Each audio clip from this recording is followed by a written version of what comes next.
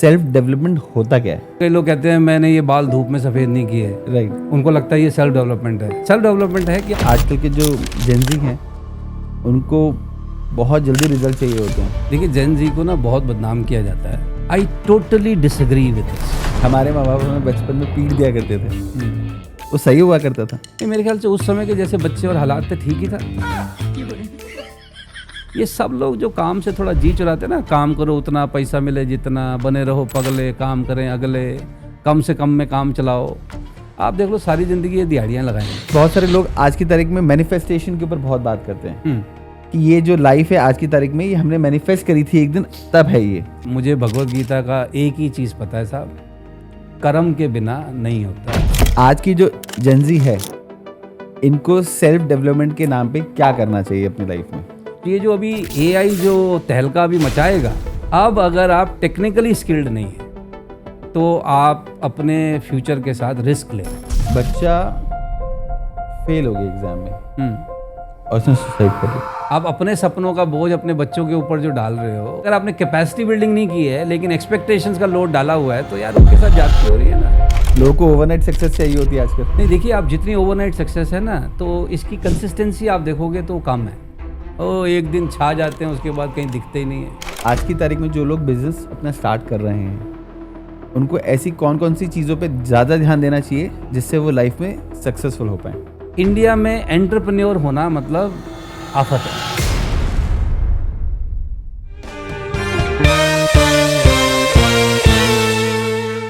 Hi sir, कैसे हैं आप और क्या अच्छा चल रहा है?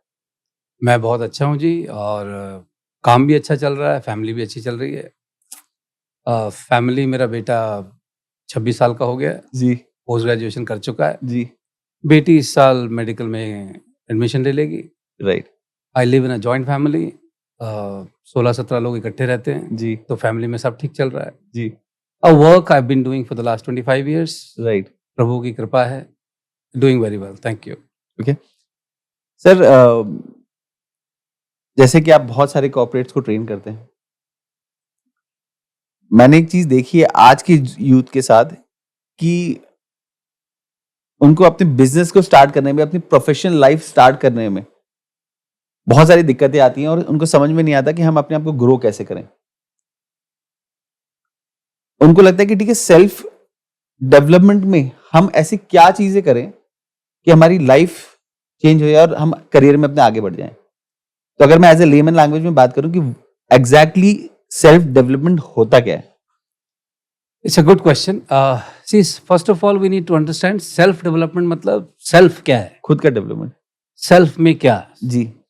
एक्चुअली तो आप स्पिरिचुअल ज़्यादा जानते हैं। लोग कहेंगे कि we are a combination of body, mind and soul. Right. लेकिन मैं सोल को इसमें से अलग कर देता हूँ क्योंकि वो मेरा सब्जेक्ट नहीं है। राइट। तो व्हेन आई से सेल्फ, तो स्वयं मतलब मेरा शरीर और मेरा दिमाग और मेरी feelings, combination of this is self. Right. Spirituality थोड़ा वो गहरी चीजें हैं, तो वो आप किसी Exactly. को बता सकते हैं। तो इसका development is called self development. Okay. अब जैसे फॉर एग्जांपल अगर कोई अपनी मसल्स भी बिल्ड कर रहा है ना, वो भी सेल्फ डेवलपमेंट का हिस्सा है। ओके। अगर कोई पढ़ाई लिखाई कर रहा है, ग्रेजुएशन कर रहा है, पोस्ट ग्रेजुएशन कर रहा है, कोई टेक्निकल कोर्स कर रहा है, वो भी सेल्फ डेवलपमेंट का हिस्सा है। ओके। अगर कोई अब अपनी आलसपन को थोड़ा दूर कर रहा है, वो भी सेल्फ डेवलपमेंट का हिस्सा है। जी। अगर कोई अपने कम्युनिकेशन स्किल पर काम कर रहा है, वो भी सेल्फ डेवलपमेंट का हिस्सा है। Okay. अगर कोई किसी रिलेशनशिप को अब पहले से सुधार रहा है, तो वो भी सेल्फ डेवलपमेंट का हिस्सा है। तो अगर आप अपनी भावनाओं को, अपनी बुद्धि को और अपने शरीर का विकास कर रहे हैं, बेहतर हो रहे हैं। देखिए, एक विकास तो नेचुरल होता है। फॉर एग्जाम्पल, कई लोग कहते हैं मैंने ये बाल धूप में सफेद नहीं किए, राइट। उनको लगता है ये सेल्फ डेवलपमेंट है। नहीं, वो सेल्फ डेवलपमेंट नहीं, वो ऑटोमेटिक डेवलपमेंट है। अगर आप पैदा हो जाएं और मरे नहीं, तो शरीर का विकास तो होता ही है। राइट। तो शारीरिक विकास होना मतलब किसी की हाइट बढ़ गई है तो वो सोचे सेल्फ डेवलपमेंट है, वो नहीं है सेल्फ डेवलपमेंट। सेल्फ डेवलपमेंट है कि आपका शरीर के साथ साथ बौद्धिक विकास भी हुआ है क्या, आपका थोड़ा इमोशनल, आपको इमोशन हैंडल करने का तरीका थोड़ा बेहतर हुआ है क्या, प्लस आपकी नॉलेज बेहतर हुई है क्या, आपके स्किल्स बेहतर हुए हैं क्या, आपके रिलेशनशिप बेहतर हुए हैं क्या। तो अगर हम इन सब चीजों पर बेहतर हो रहे हैं तो आप कह सकते हैं कि मैं सेल्फ डेवलपमेंट कर रहा हूं। बट आजकल के जो सो कॉल्ड जेनजी हैं उनको बहुत जल्दी रिजल्ट चाहिए होते हैं और अगर उनको बहुत जल्दी रिजल्ट नहीं मिलते तो वो डिमोटिवेट हो जाते हैं। देखिए जेन जी को ना बहुत बदनाम किया जाता है और लोग भूल जाते हैं जो अब हमारी उम्र में आके जेन जी के बारे में बातें करते हैं, हम भी कभी ना उस उम्र के थे और हमारे बारे में भी जो आज हमारी उम्र के लोग हैं ना, वो ऐसी ही बातें करते थे कि इनके अंदर पेशेंस नहीं है, ये मेहनत नहीं करना चाहते, ये लाना है धमकाना है। I totally disagree with this, okay, totally. देखिए जेन जी जो है ना, इनके पास हमसे ज्यादा एक्सपोजर है, राइट, इनके पास हमसे ज्यादा कंफर्ट इन्होंने देखा है, इसमें उनकी गलती नहीं है। राइट, फॉर एग्जाम्पल, अगर मेरा बेटा पैदाइशी, उसने देखा है कि उसके घर में सब साजो सामान है, वो स्कूल की बस है, फीस टाइम पर जाती है, बापू ने कभी नहीं कहा कि तुझे ये चीज नहीं दिलाएंगे, तो इसमें उसका कसूर नहीं है। तो वो एक पर्टिकुलर एनवायरनमेंट में पला है उस उम्र में। जी, अब जब उसकी पूरी परवरिश उस एनवायरनमेंट से हुई है, तो अब सडनली 25-26 साल में वो वैसा मेहनती हो जाए जैसा मैं 25-26 साल में था, तो ये अनुचित अपेक्षा है। और खासकर एक और चीज जो जेन जी हम करते हैं, कई बार ना हम लोगों को सिर्फ उम्र के कारण जेन जी में कर देते हैं, लेकिन सेम उम्र के लोग बुलंदशहर के आपको अलग मिलेंगे, ओके, सेम उम्र के लोग दिल्ली में ही अलग अलग दिल्ली के एरिया में आपको अलग मिलेंगे। तो जेन जी उम्र से नहीं होते, एक्चुअली ये होते हैं वातावरण की वजह से। ओके, जैसे जिस जमाने में, मतलब मैं जेन जी था उस जमाने के हिसाब जी, से, जी, तब उस जमाने में हमारे ही साथ के कुछ दोस्त होते थे जिनका आदतें, शौक, रहन सहन का तरीका हमारे जैसा नहीं था। राइट, वो हमारी तरह के फुर्ती में या जल्दी में नहीं थे। राइट, क्यों? क्योंकि उनके घर में सुख सुविधा थी, उनके जी, ऊपर वो प्रेशर नहीं थे। राइट, अच्छा, जिनके ऊपर वो प्रेशर होते हैं, अब उनको उन वातावरण के और परिस्थिति के अनुसार वो थोड़ी मेहनत करते हैं, लेकिन अब दिक्कत क्या होती है कि हम जी, जब एक पर्टिकुलर एज में पहुंच जाते हैं, जी, तो हम ये चाहते हैं कि ये ना वो वाली गलतियां ना करें जो हमने कभी की थी। राइट, हाउएवर कुछ गलतियां हैं जो लोगों को अपनी उम्र के साथ करनी होती हैं और उसी से फिर वो लॉन्ग टर्म लर्निंग लेते हैं। तो जेन जी, नंबर एक, हर सेम उम्र का आदमी सेम तरीके का नहीं है। एक तो ये गलत फहमी लोगों को नहीं रखनी चाहिए। दूसरा, हम लोगों की जनरेशन में 2-3-4 भाई बहन होना बड़ा नॉर्मल बात थी। बिल्कुल, अब आजकल की ये जो जनरेशन जिसको हम जेन जी कह रहे हैं, ये जनरली सिंगल चाइल्ड है या एट द मोस्ट भाई बहन 2 होंगे, भाई बहन हैं, राइट। राइट। अब आप देखिए उसमें परवरिश का तरीका बिल्कुल चेंज हो जाता है। हमारे तो मैं देखूँ जो नाना-नानी थे और जो हमारे मतलब मामा जी, मौसा जी जो थे, ये तो 8-8, 9-9 भाई-बहन हुआ हाँ, करते थे। That's what. तो अब उस जनरेशन में उस तरीके, फिर जो पालन पोषण के तरीके होते थे वो अलग होते थे, अलग बिल्कुल, तरह की वैल्यूज डेवलप होती थी, राइट, राइट। अब हमारे को हमारे मतलब ताया जी भी, चाचा जी भी डांट जाते थे। ना सिर्फ डांट जाते थे, कई बारी धूल मिट्टी साफ कर जाते थे। बिल्कुल, स्कूल में टीचर हम पे धूल मिट्टी साफ कर लेते थे। बिल्कुल। कॉलेज में रैगिंग होती थी।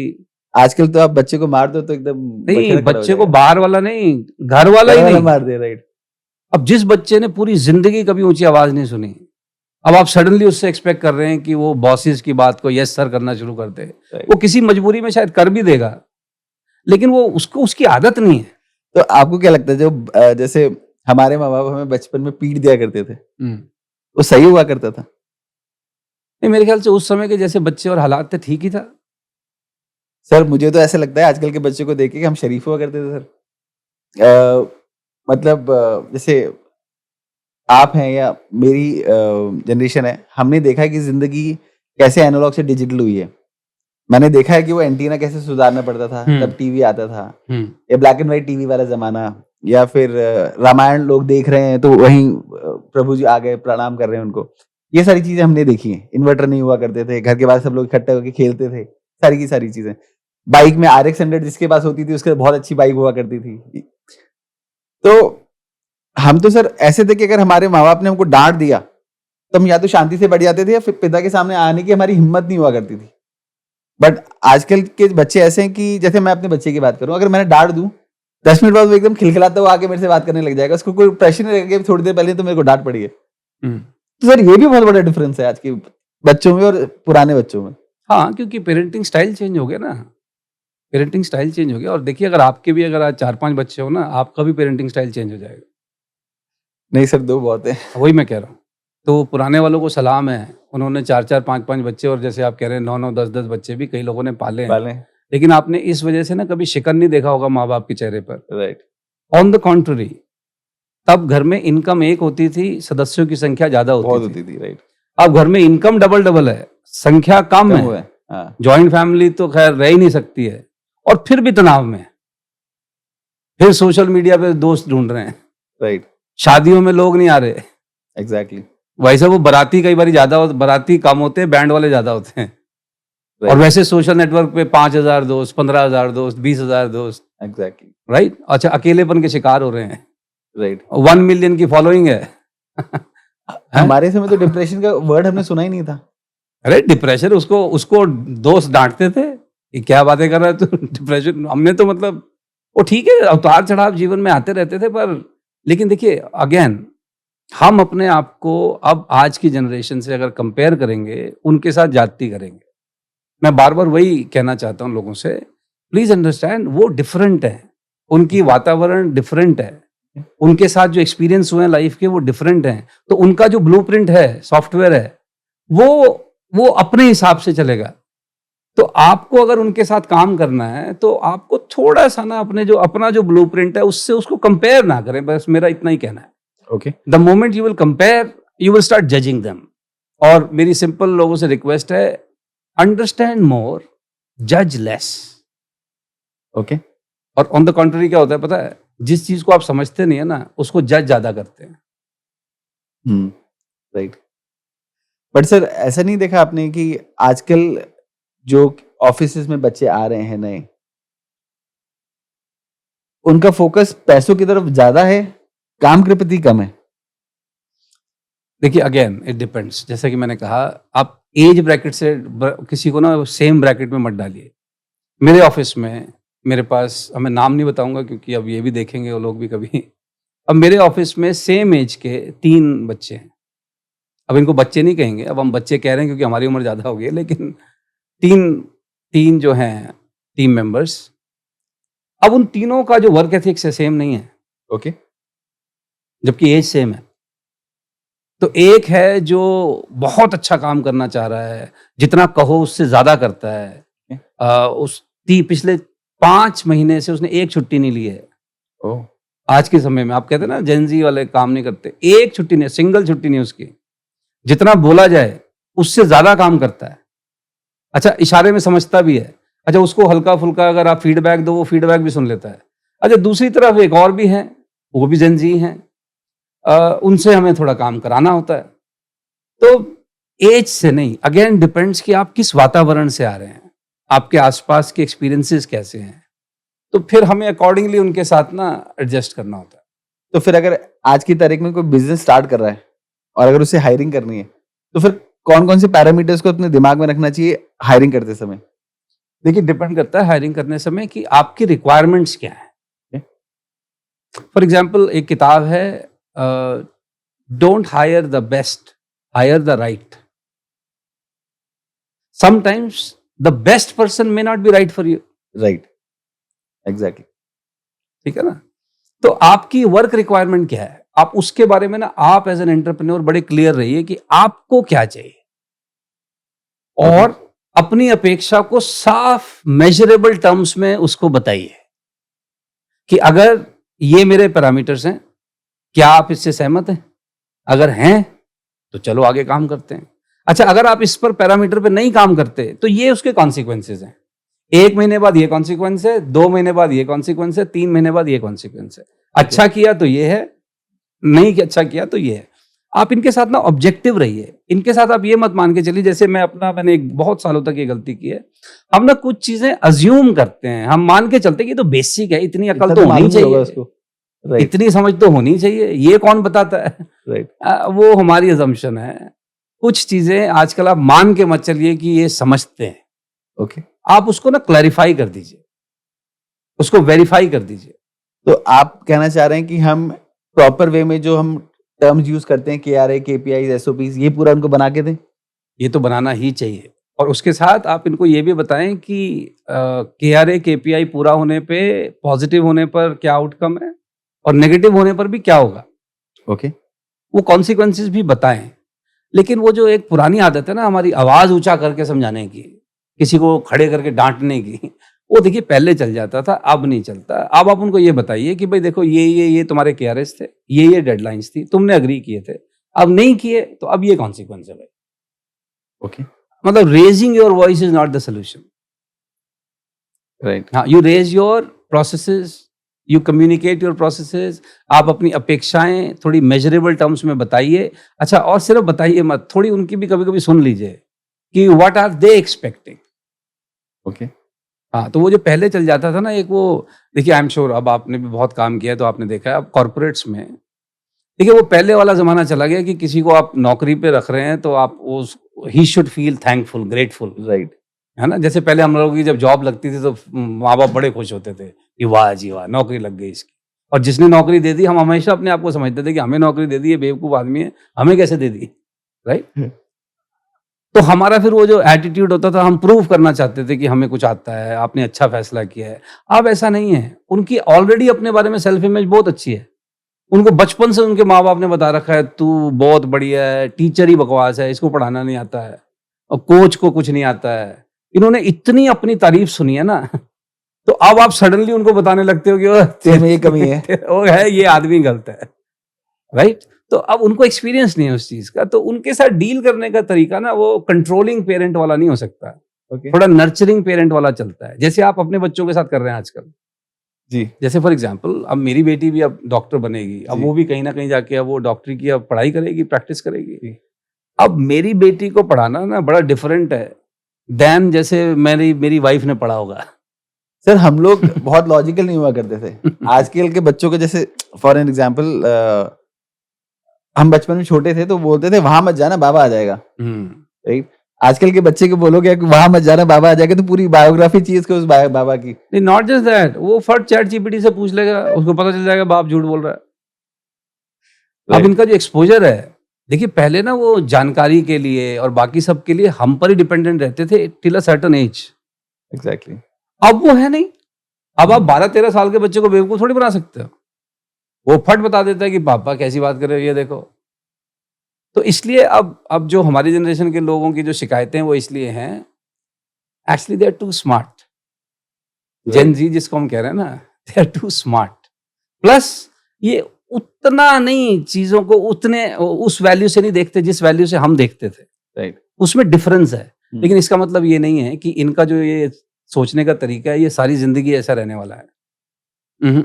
हमारा भी पहले था, हमारा भी चेंज हुआ है, तो कुछ हालत और हालात कराते हैं, इनके भी कराएंगे, पर इनके बारे में ना we are sometimes too much in hurry. आप खुद सोच के देखिए, कॉम्पिटिटिव एग्जाम्स में अब बच्चे ज्यादा बैठते हैं कि पहले ज्यादा बैठते थे? अब बहुत ज्यादा बैठते अब ज्यादा बैठते हैं। और कॉम्पिटिटिव एग्जाम निकालना आसान काम है क्या? तो ये जेन जी के ही तो बैठ रहे हैं, इनका जज्बा देखो। और अब तो उसमें भी एग्जाम्स आ गए हैं जहाँ पहले एग्जाम नहीं हुआ करते थे। नहीं हुआ करते थे, तो इनका तो कंपटीशन बढ़ गया है बहुत ज्यादा। हर फील्ड में इनके कंपटीशन है, स्पोर्ट्स में कंपटीशन है, म्यूजिक में मतलब अब कोई फील्ड ऐसी है नहीं जिसमें कंपटीशन नहीं है। कंपटीशन नहीं है। अच्छा, पहले कोई भी कैसा भी हो नौकरी तो मिल ही जाती थी। अब आप लेके दिखाओ नौकरी। आप अब अगर आप ऐसा है कि बिल्कुल स्किलफुल नहीं हो, मतलब कुछ भी स्किल्स आप में नहीं है, तो आप कहीं नहीं पूछे जाओगे। कहीं नहीं पूछे जाओगे।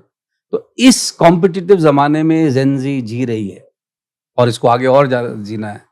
तो आई एम श्योर इनमें टैलेंट है, लेकिन थोड़ा डिफरेंट है ये।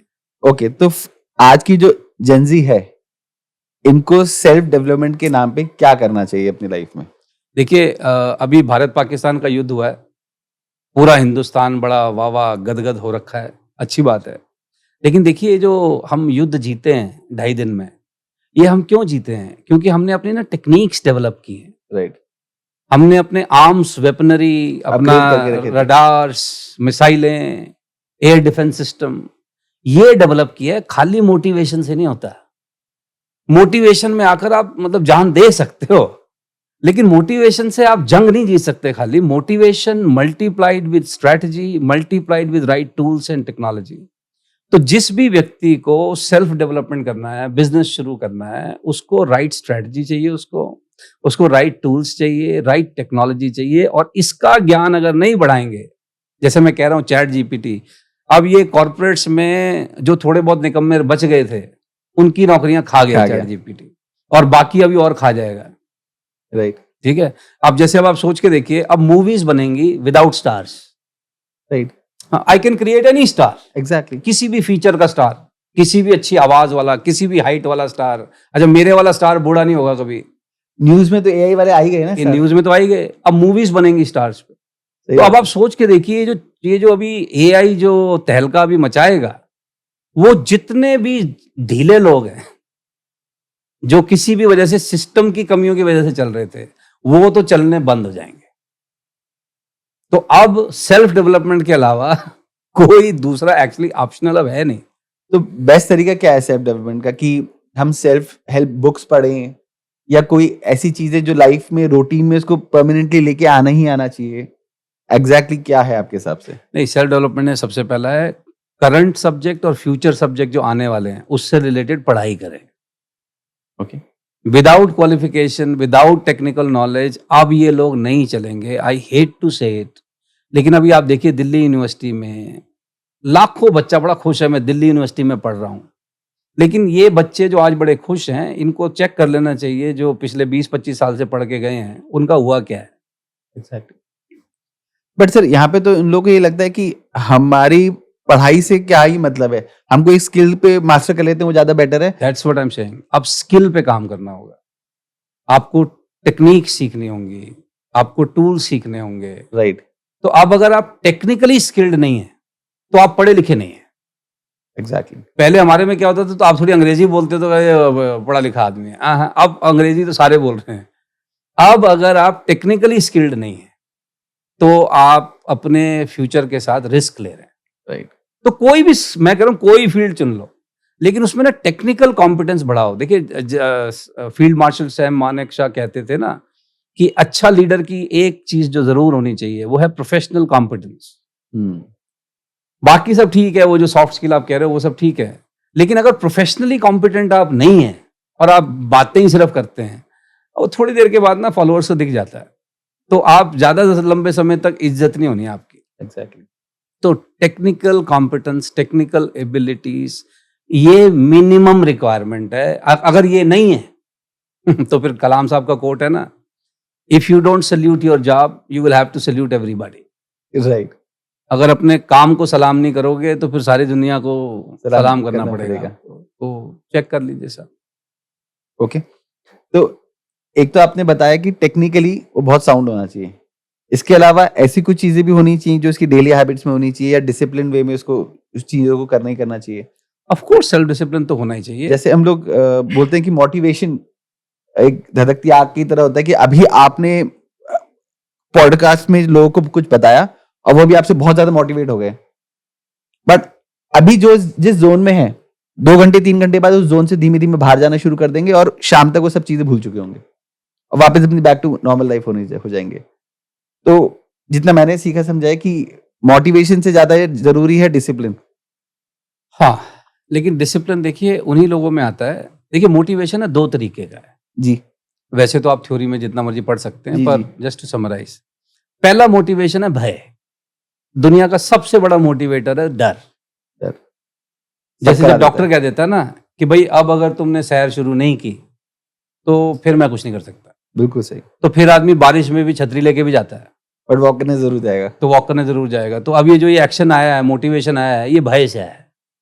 अगर बीवी धमकी दे दे कि भाई अब अगर तूने मेरे साथ बदतमीजी की तो अब वकील बात करेगा, तो अपने आप आदमी को कंट्रोल आ जाता है। राइट। अगर बॉस कह दे कि ये तेरी आखिरी गलती है, इसके बाद पर्चा मिलेगा, तो अपने आप परफॉर्मेंस सुधर जाती है। तो भय तो एक मोटिवेटर है ही, और अनफॉर्चुनेटली ये बड़ा दुर्भाग्य है, ज्यादातर लोग इसी से मोटिवेट होते हैं। ज्यादातर लोग, सही बात है। होना नहीं चाहिए, लेकिन ज्यादातर लोग इसी से मोटिवेट होते हैं। हाउएवर, आप भी ऐसे बहुत से लोगों को जानते हैं, मैं भी ऐसे बहुत से लोगों को जानता हूं जो बहुत मोटिवेटेड रहते हैं लेकिन उनको भय नहीं है कोई। राइट। भय नहीं है लेकिन मोटिवेटेड बहुत रहते हैं। अगर मैं एक बेसिक सिंपल एग्जांपल भी दूं, जैसे फॉर एग्जांपल अगर आप देखिए आपके कम्युनिटी पार्क्स में रोज सुबह के समय रेगुलर जो लोग आते हैं, उसमें ज्यादातर या तो एल्डरलीज होंगे या वो लोग होंगे जिनको अब थोड़ा बहुत कोई मेडिकल इश्यू हो गया है तो उसको जी। ध्यान रखना है, तो वो कभी मिस नहीं करते वॉक वगैरह। जी। राइट। तो अब वो जो उनके जो कंसिस्टेंसी आई है लाइफ में, जो सेल्फ डेवलपमेंट हो गई है उनकी, उसके पीछे का जो पुश है वो भय है। उनमें से आधे से ज्यादा को पता है कि अगर अब नहीं गए तो गए। राइट। राइट। तो हाउएवर जिनको हम जेन जी कह रहे हैं, वैसे 5 बजे जिम खुल जाता है, सुबह 5, 6, 7 बजे यंगस्टर्स भी नींद छोड़ रहे हैं बिल्कुल और छोड़ जिम में जा रहे हैं। हैं। अच्छा, इनको तो कोई मेडिकल इशू नहीं है, नहीं। इनको तो कोई मतलब जीवन मृत्यु का भय नहीं है, लेकिन ये वहां जाके सुबह की नींद त्याग करके लोहा खींच रहे हैं। तो it's not fear, it is उनका जो अपना स्टैंडर्ड फॉर हेल्थ है उसको वो हमारे से बेहतर है। राइट। उनका स्टैंडर्ड ऑफ हेल्थ ये नहीं है कि मेरा बीपी 80, 120 रहना चाहिए, शुगर 100 से नीचे रहना चाहिए, कोलेस्ट्रॉल 150 से नीचे रहना चाहिए। ये हमारे स्टैंडर्ड्स हैं। उनका standard bicep, tricep, chest size, इतना पुल कर लेता हूं, that's their standard of health. तो अब उनका स्टैंडर्ड ऑफ हेल्थ और हमारा स्टैंडर्ड ऑफ हेल्थ में फर्क है। तो जो दूसरी चीज आदमी को मोटिवेट करती है वो है उसके अपने स्टैंडर्ड्स। अपने स्टैंडर्ड, जैसे आपको सुन के हैरानी होगी, मुझे आज से 15 साल पहले वो जो बिग बॉस को जो करते हैं ना, कोऑर्डिनेटिंग एजेंसी कोई होती होगी, तो उनके यहाँ से एक कॉल आया था जी कि we would like to invite you. तब उस जमाने में जब ये यूट्यूब इतना पॉपुलर नहीं था, मेरा कोई किसी कंपनी में कोई टॉक हुई थी, उसका कोई वीडियो बहुत किसी ने डाल दिया था, वो पॉपुलर हुआ था, उससे शायद उनको पता चला होगा जी। सो तो मैंने कहा जी कौन सी जगह पर होगा ये प्रोग्राम, क्या है? वो कहते हैं जी ये बिग बॉस। मैं कहा बिग बॉस? कहे हाँ जी। तो मैं कहा आप पैसे देते हो? कह रहे नहीं जी, हम पैसे क्यों देंगे। तो मैं कहा फिर मैं क्यों आऊँगा? कह रहे जी आपको पब्लिसिटी मिलेगी। मैं कहा बिग बॉस की पब्लिसिटी किसको चाहिए?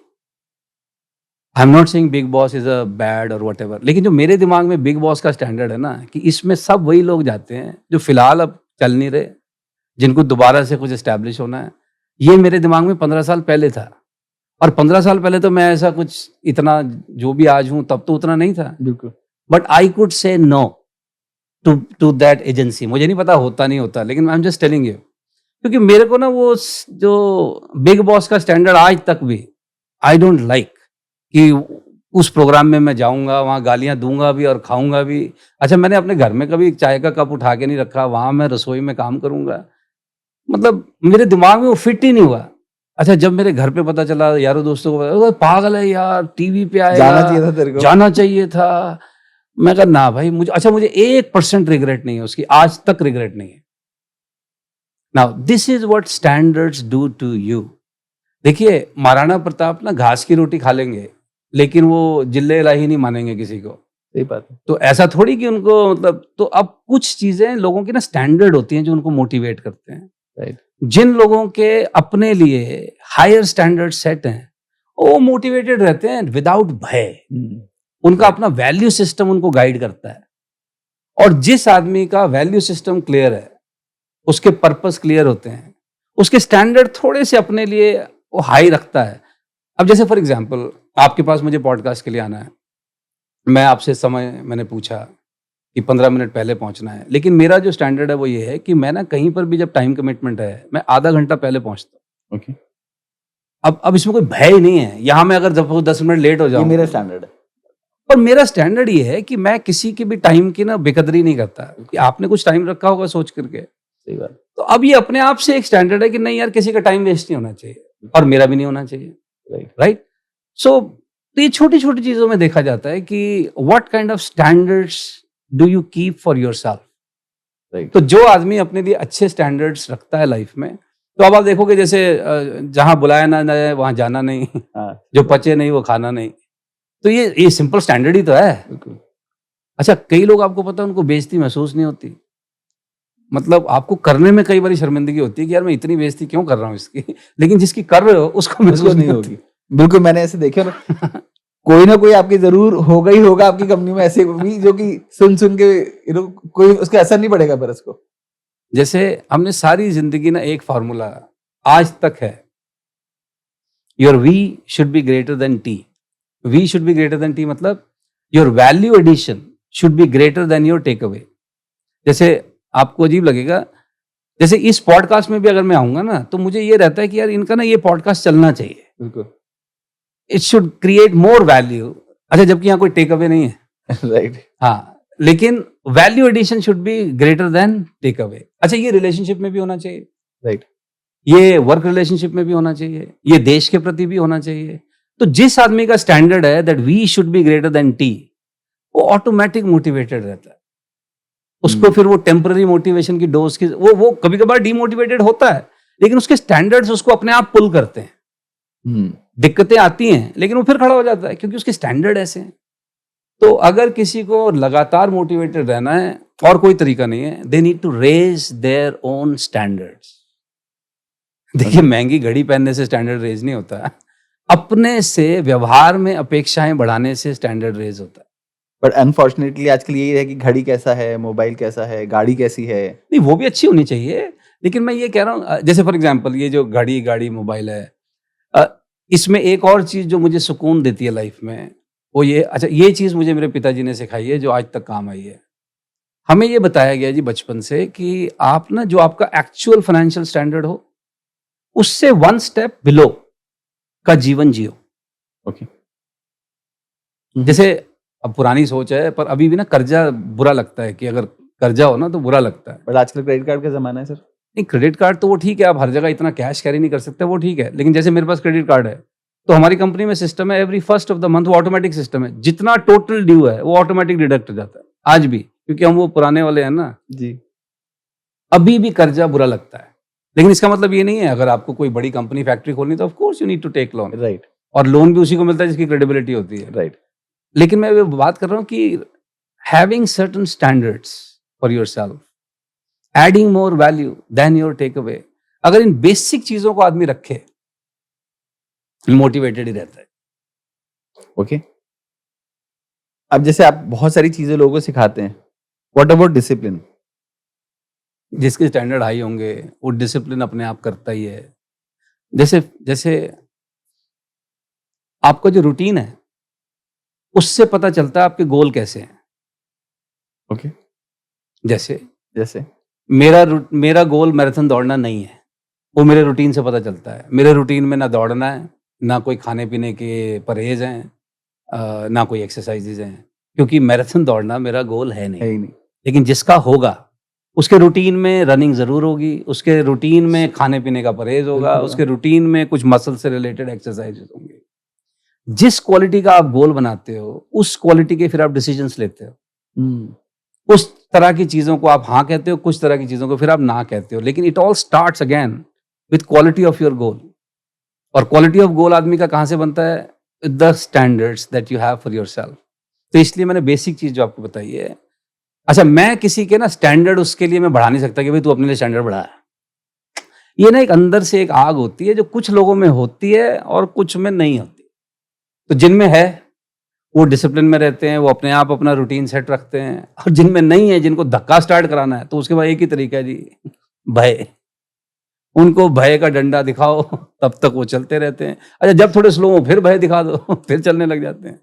मुझे लगता है भाई का कंसेप्ट तो बहुत पुराना है हमारे यहाँ, हाँ, कि जैसे पहले के जैसे ऋषि मुनि होते थे तो नॉर्मल इंसानों को कुछ चीजें नहीं समझा पाते थे वो, तो उन्होंने उसको भगवान से जोड़ दिया कि तुम ऐसा नहीं करोगे तो ऐसा ऐसा हो जाएगा तुम्हारी लाइफ। हाँ, बिल्कुल। नहीं, अभी भी जैसे आपको अगर इसीलिए तो कहते हैं कि अरे नहीं गलत काम नहीं करने वरना नरक भगवान जाओगे, देख रहा है। नरक जाओगे, या अच्छे काम करो। तो अब ठीक है, लेकिन अब आजकल तो लोग थोड़ा विश्वास नहीं कर रहे इन चीजों में, they don't want to take chances. Sir, आपने बहुत सारी चीजें बात करी, इसमें बहुत सारे लोग आज की तारीख में मैनिफेस्टेशन के ऊपर बहुत बात करते हैं कि ये जो लाइफ है आज की तारीख में, ये हमने मैनिफेस्ट करी थी एक दिन, तब है ये। उसके ऊपर फिर सीक्रेट बुक पढ़ते हैं, चीजें अपनी लाइफ में लेके आना चाहते हैं, कुछ चीजें करते भी हैं और फिर आके बोलते हैं कि ये सब बकवास है, कुछ नहीं होता, हमने तो करके देखा, हमें रिजल्ट नहीं मिले। देखिए, सीक्रेट एक तो बहुत पुरानी किताब हो गई है, 20 साल पुरानी किताब हो गई है, बहुत फेमस किताब हुई थी। मैंने भी जब वो नई किताब आई थी बहुत पढ़ी थी जी। मैंने उसको प्रचारित भी बहुत किया था। अच्छा, मैं उससे प्रभावित भी बहुत था। अच्छा, था का मतलब ये नहीं कि मैं अब नहीं हूँ, लेकिन अब मुझे ना कुछ और चीजें भी पता है। अब फॉर एग्जाम्पल सीक्रेट किताब लोगों को इसलिए अच्छी लगती है कि लोगों को लगता है कि सिर्फ सोचना ही तो है, अच्छा ही तो सोचना है, राइट, और बिल्कुल शक नहीं करना, अपने पे अच्छा सोचो कि मैं एक दिन बहुत बड़ा आदमी बनूंगा, पॉजिटिव सोचो पूरे मैं, time। हाँ, पॉजिटिव सोचो सारा दिन बस आप। हैं, लोग भूल जाते हैं जिस प्रकृति में आप और मैं रहते हैं, here your intentions don't matter until and unless they are backed with action. Right. For example, आप मंगलवार का व्रत रखते हैं सपोज, और आप जय बजरंगबली कह के छत से कूद जाओ, ग्रेविटी आप पे फिर भी काम करेगी, बिल्कुल करेक्ट। और हनुमान जी को ब्लेम ना करें कि मैंने आज व्रत रखा था जी, देखो फिर भी मैं नीचे आया। बचाने नहीं आए। हाँ, कि मेरे को बचाने नहीं आए। यार हनुमान जी को ऐसी चीजों में तंग ना करें। प्रकृति एक्शन पर काम करती है। जैसे अगर आपको स्विमिंग नहीं आती और आप 6 फुट से ज्यादा 7 फुट से ज्यादा गहरे स्विमिंग पूल में चले गए तो पानी कोऑपरेट नहीं करेगा। डुबाएगा। चाहे आप नमाज पढ़ते हो, चाहे आप हनुमान चालीसा पढ़ते हो। लेकिन अगर आपको स्विमिंग आती है तो पानी आपका दुश्मन नहीं है। राइट। पानी तो एक्चुअली ऊपर पुश करता है, लेकिन लोग पानी में डूबते हैं। और समुद्र में डूबते हैं जहां कितना पानी पुश कर रहा है ऊपर, वॉल्यूम ऑफ वाटर आपको ऊपर फेंकता है ना पानी तो, बिल्कुल। लेकिन लोग इतने वॉल्यूम ऑफ वाटर में डूब जाते हैं क्योंकि उसका सिस्टम है, नेचर का एक सिस्टम है। Nature rewards action, not your thoughts. लेकिन लोग ना, थॉट्स आसान है, एक्शन मुश्किल है। जैसे मैं कई लोगों से कहता हूँ जी, डिप्रेशन में जो होते हैं, चिंता बहुत करते हैं, मैं कहा ठीक है, worry on the treadmill.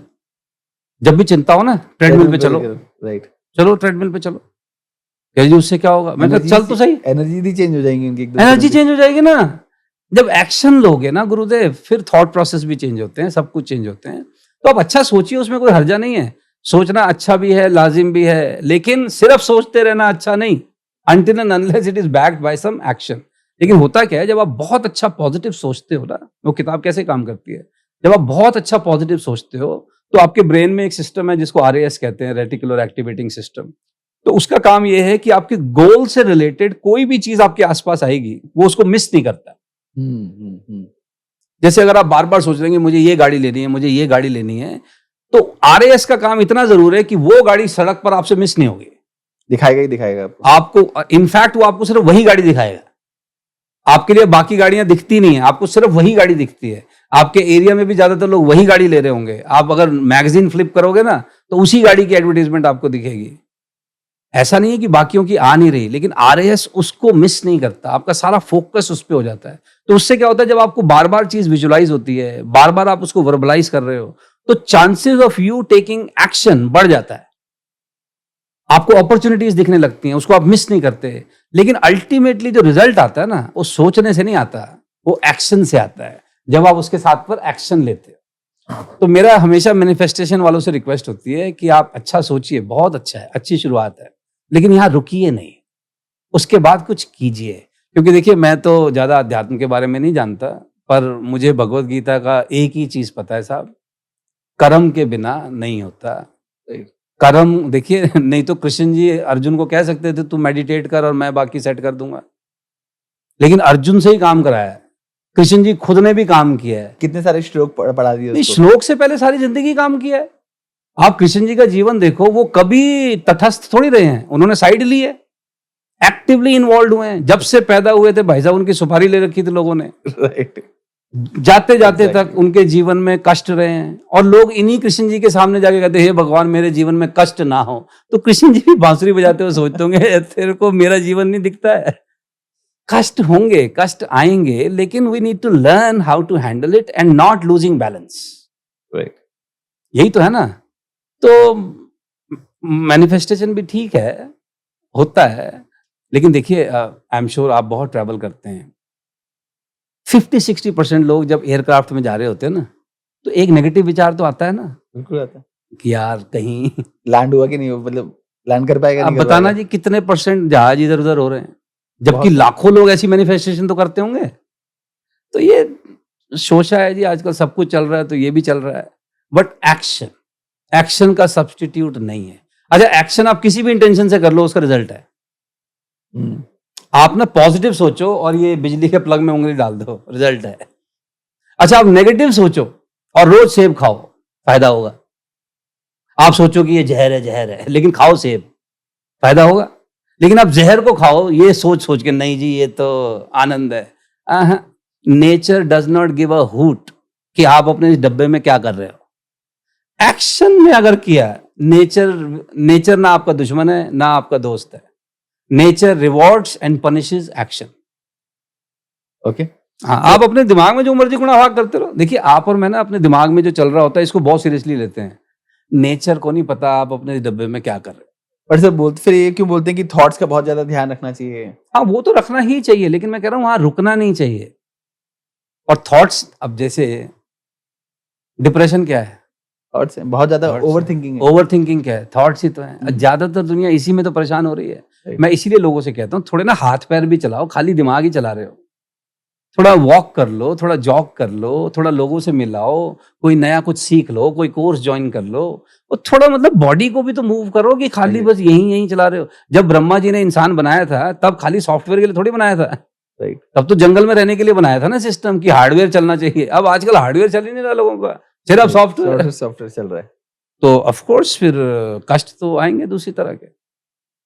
Okay, तो एक तो आपने बोला कि मूवमेंट होना चाहिए, ऑफ कोर्स राइट, एक्शन होना चाहिए। एक्शन और मूवमेंट के अलावा क्या? उसके बाद अगर एक्शन लेने से रिजल्ट नहीं आ रहा तो फिर आपको अपने एक्शन चेंज करने चाहिए, संगत चेंज करनी चाहिए। जिस सोर्स से जानकारी ले रहे हो, सलाह ले रहे हो, वो सोर्स चेंज करो। कई लोग कहते हैं ना मैंने सब कुछ करके देख लिया है, फिर उनसे जब पूछो कि अच्छा क्या क्या किया है, तो वो एक दो चीजें बताते हैं। अच्छा ये आपको किसने बताई थी? उसने बताई थी। ओ गुरुदेव, वो कोई दुनिया का आखिरी आदमी थोड़ी है किसी दूसरे से पूछ लो फिर। राइट, राइट, तो चेंज योर सोर्स। अगर आपका एक पर्टिकुलर एक्शन काम नहीं कर रहा तो अपना तरीका चेंज करो। जैसे मैंने तुझे 1000 बार समझाया पर तुझे समझ नहीं आता। अरे आपने 1000 बार समझाया है और उसको नहीं समझ में आया, तो अब तक आपको भी तो समझ जाना चाहिए था कि इसको ऐसे नहीं समझाना, लेकिन आप भी तो उसी तरीके से समझाए जा रहे हो। तो अगर एक्शन, कंसिस्टेंट एक्शन से रिजल्ट नहीं आ रहा, इसका मतलब आपको you need to change your action. Right. मैंने आपका एक वीडियो देखा था जहां पे आप बोल रहे हैं कि आपको हमेशा फीडबैक भी लेना चाहिए, हाँ जी, और फीडबैक भी उससे लेना चाहिए जो वो ऑलरेडी अचीव करके बैठा हुआ है। फॉर एग्जाम्पल, अगर आप किसी के लिए काम कर रहे हो और आपके मैनेजर को काम पसंद नहीं आ रहा, तो आपने ये बोला कि उससे जाके पूछो कि क्या क्यों नहीं पसंद आ रहा, मुझे क्या चेंजेस करने चाहिए। बिल्कुल सही है जी। तो ये एक क्वालिटी है, जो आपका पहला सवाल था ना सेल्फ डेवलपमेंट के लिए, ये एक मस्ट क्वालिटी है एक आदमी के अंदर, आस्किंग फॉर फीडबैक। देखिए जनरली फीडबैक लोग सिर्फ तब मांगते हैं जब उनको पक्का पता होता है कि ठीक ही आएगा। तो जनरली लोग कह रहे हैं कि मैं फीडबैक मांग रहा हूं, लेकिन they are fishing for compliments. जैसे जिस दिन आप बहुत अच्छे तैयार हो रखे होते हैं ना, उस दिन पूछते हैं लोगों से कि मैं कैसा लग रहा हूं। राइट, सुबह उठ के कोई नहीं पूछता अपनी बीवी से मैं कैसा लग रहा हूं, क्योंकि वो बता देगी कैसा लग रहा है। आस्किंग फॉर फीडबैक, ये क्वालिटी बहुत कम लोगों में होती है। अच्छा, asking for feedback from those who can actually give you feedback, वो और मुश्किल है। जैसे अपनी माताजी से तारीफ करवाना बड़ा आसान है, और पिताजी से तारीफ करवाना मुश्किल का, बहुत ज्यादा मुश्किल है। ठीक है ना।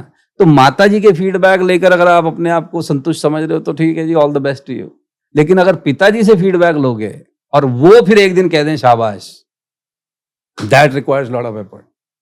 बट इसीलिए मैं आपसे कह रहा हूं कि ये एक दम आदमी में होना चाहिए, आस्किंग फॉर फीडबैक।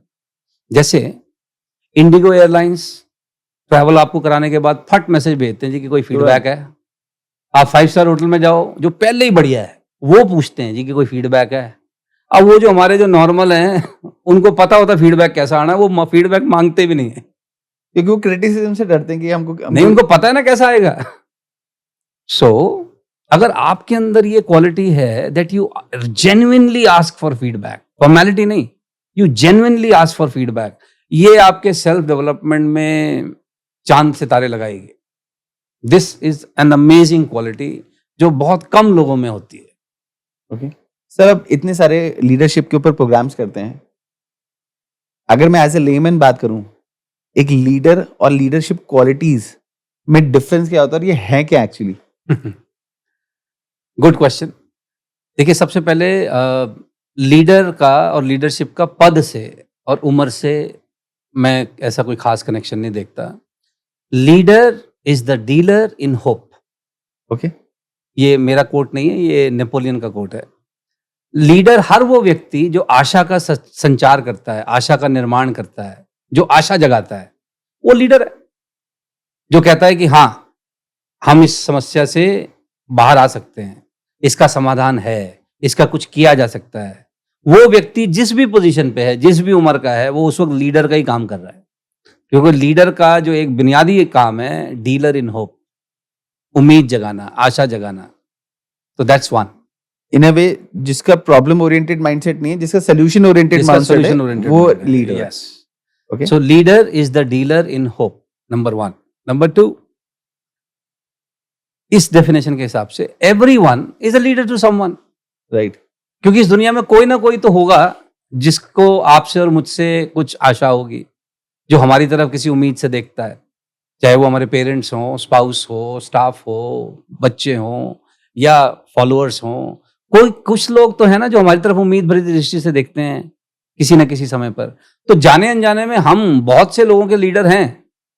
तो everyone is a leader to someone. Right, तीसरी चीज, लीडरशिप जो है ना, ये कोई टारगेट नहीं हो सकता।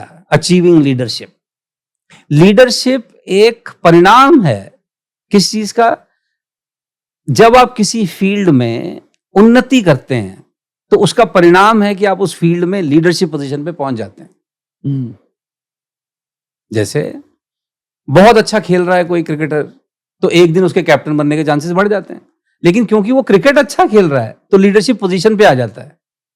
लेकिन वो क्रिकेट अच्छा इसलिए नहीं खेल रहा कि मैं कैप्टन बनूंगा, वो क्रिकेट अच्छा खेल रहा है क्योंकि क्रिकेट खेलना तो अच्छा ही खेलना चाहिए। बट सर यहाँ पे आज के तारीख में जो थॉट्स आ जाते हैं, जैसे मैं आपकी स्टोरी से, मैंने थोड़ा आपकी स्टोरीज भी पढ़ी थी, जब आपने बहुत पुराने टाइम में जब आपने as a computer operator join किया था, तब आपको लोग क्रिटिसाइज करते थे कि यार ज्यादा काम मत कर, तेरे को और ज्यादा काम मिलता चले जाएगा। अब वो उस समय आपका माइंडसेट था कि आपने उस काम को एक्सेप्ट करा और आप ज्यादा काम करते चले गए। बट आज की तारीख में लोग सोचते हैं कि जितना काम है यार हम उतना कर लें, अगर हम ज्यादा काम करेंगे इसमें लीडरशिप क्वालिटीज हम यहाँ पे लेके आएंगे, हम आगे बढ़ेंगे और अच्छा काम करके देंगे, यू नो, और नई चीज लाके देंगे, प्रॉब्लम सॉल्विंग स्किल्स लेके आएंगे यहाँ पे, तो हमारे पर और ज्यादा काम हो जाएगा और फिर शायद हम मोबाइल भी कम चला पाएंगे। देखिए, मुझे तो नहीं समझ में आता और मैं पता नहीं इसको कैसे समझाऊं।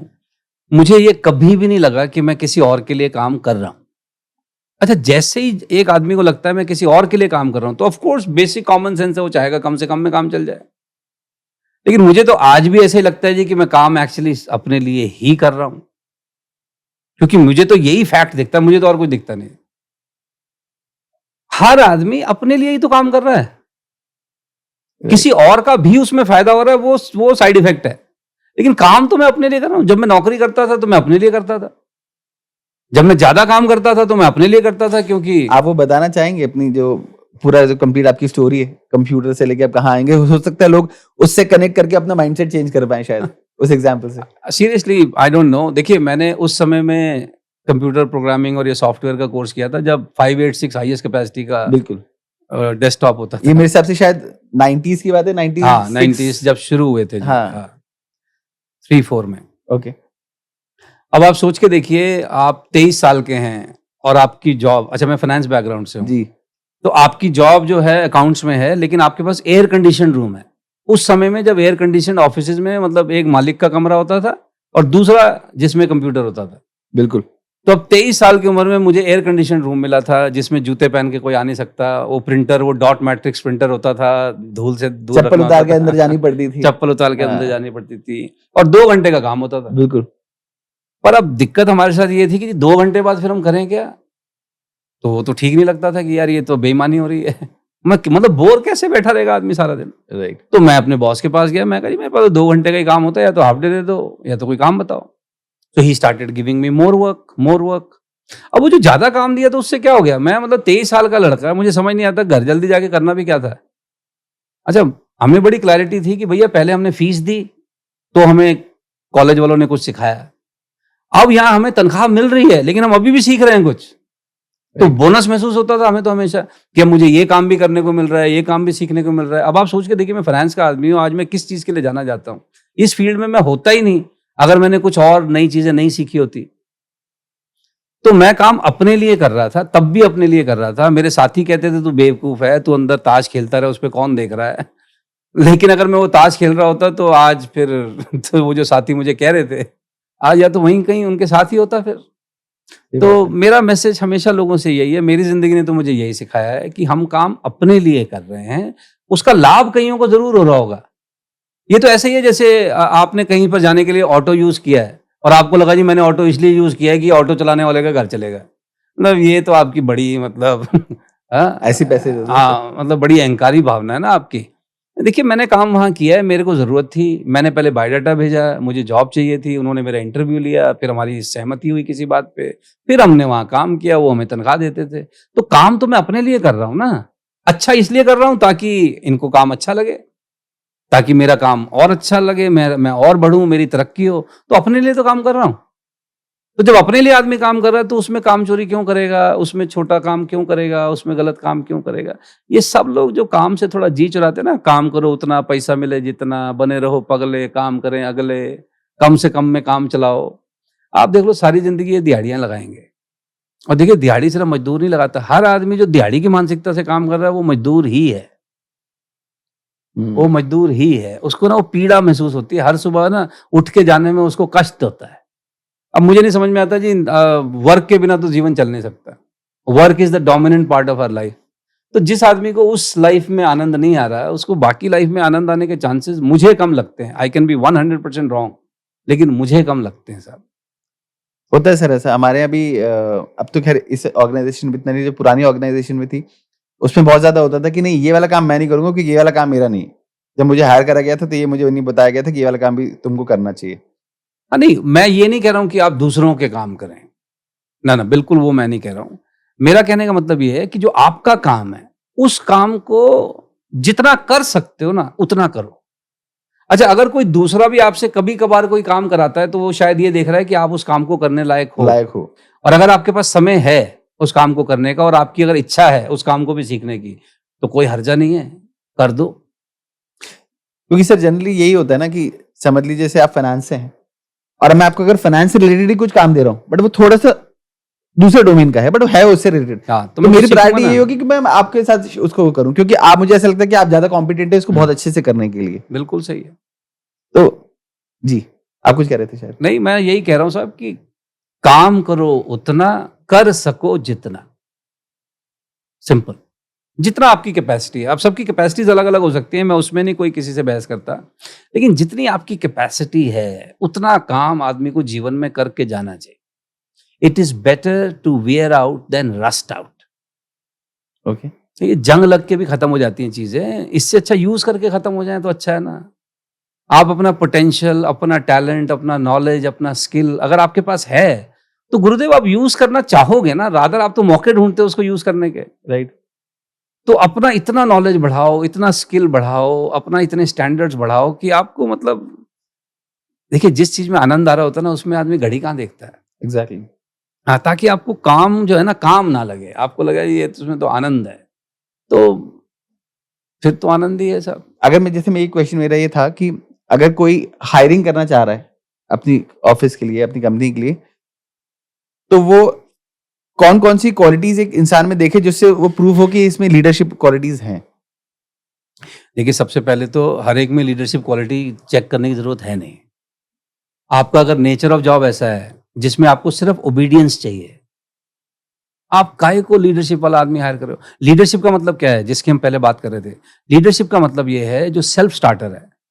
लीडरशिप का मतलब वो है जो इनिशिएटिव्स लेता है। लीडरशिप का मतलब है प्रॉब्लम सॉल्वर है। लीडरशिप का मतलब है अकाउंटेबिलिटी फॉर कॉन्सिक्वेंसेज होता है जिसके अंदर। लीडरशिप का मतलब है who is constantly raising his bar. यही तो लीडरशिप है। राइट।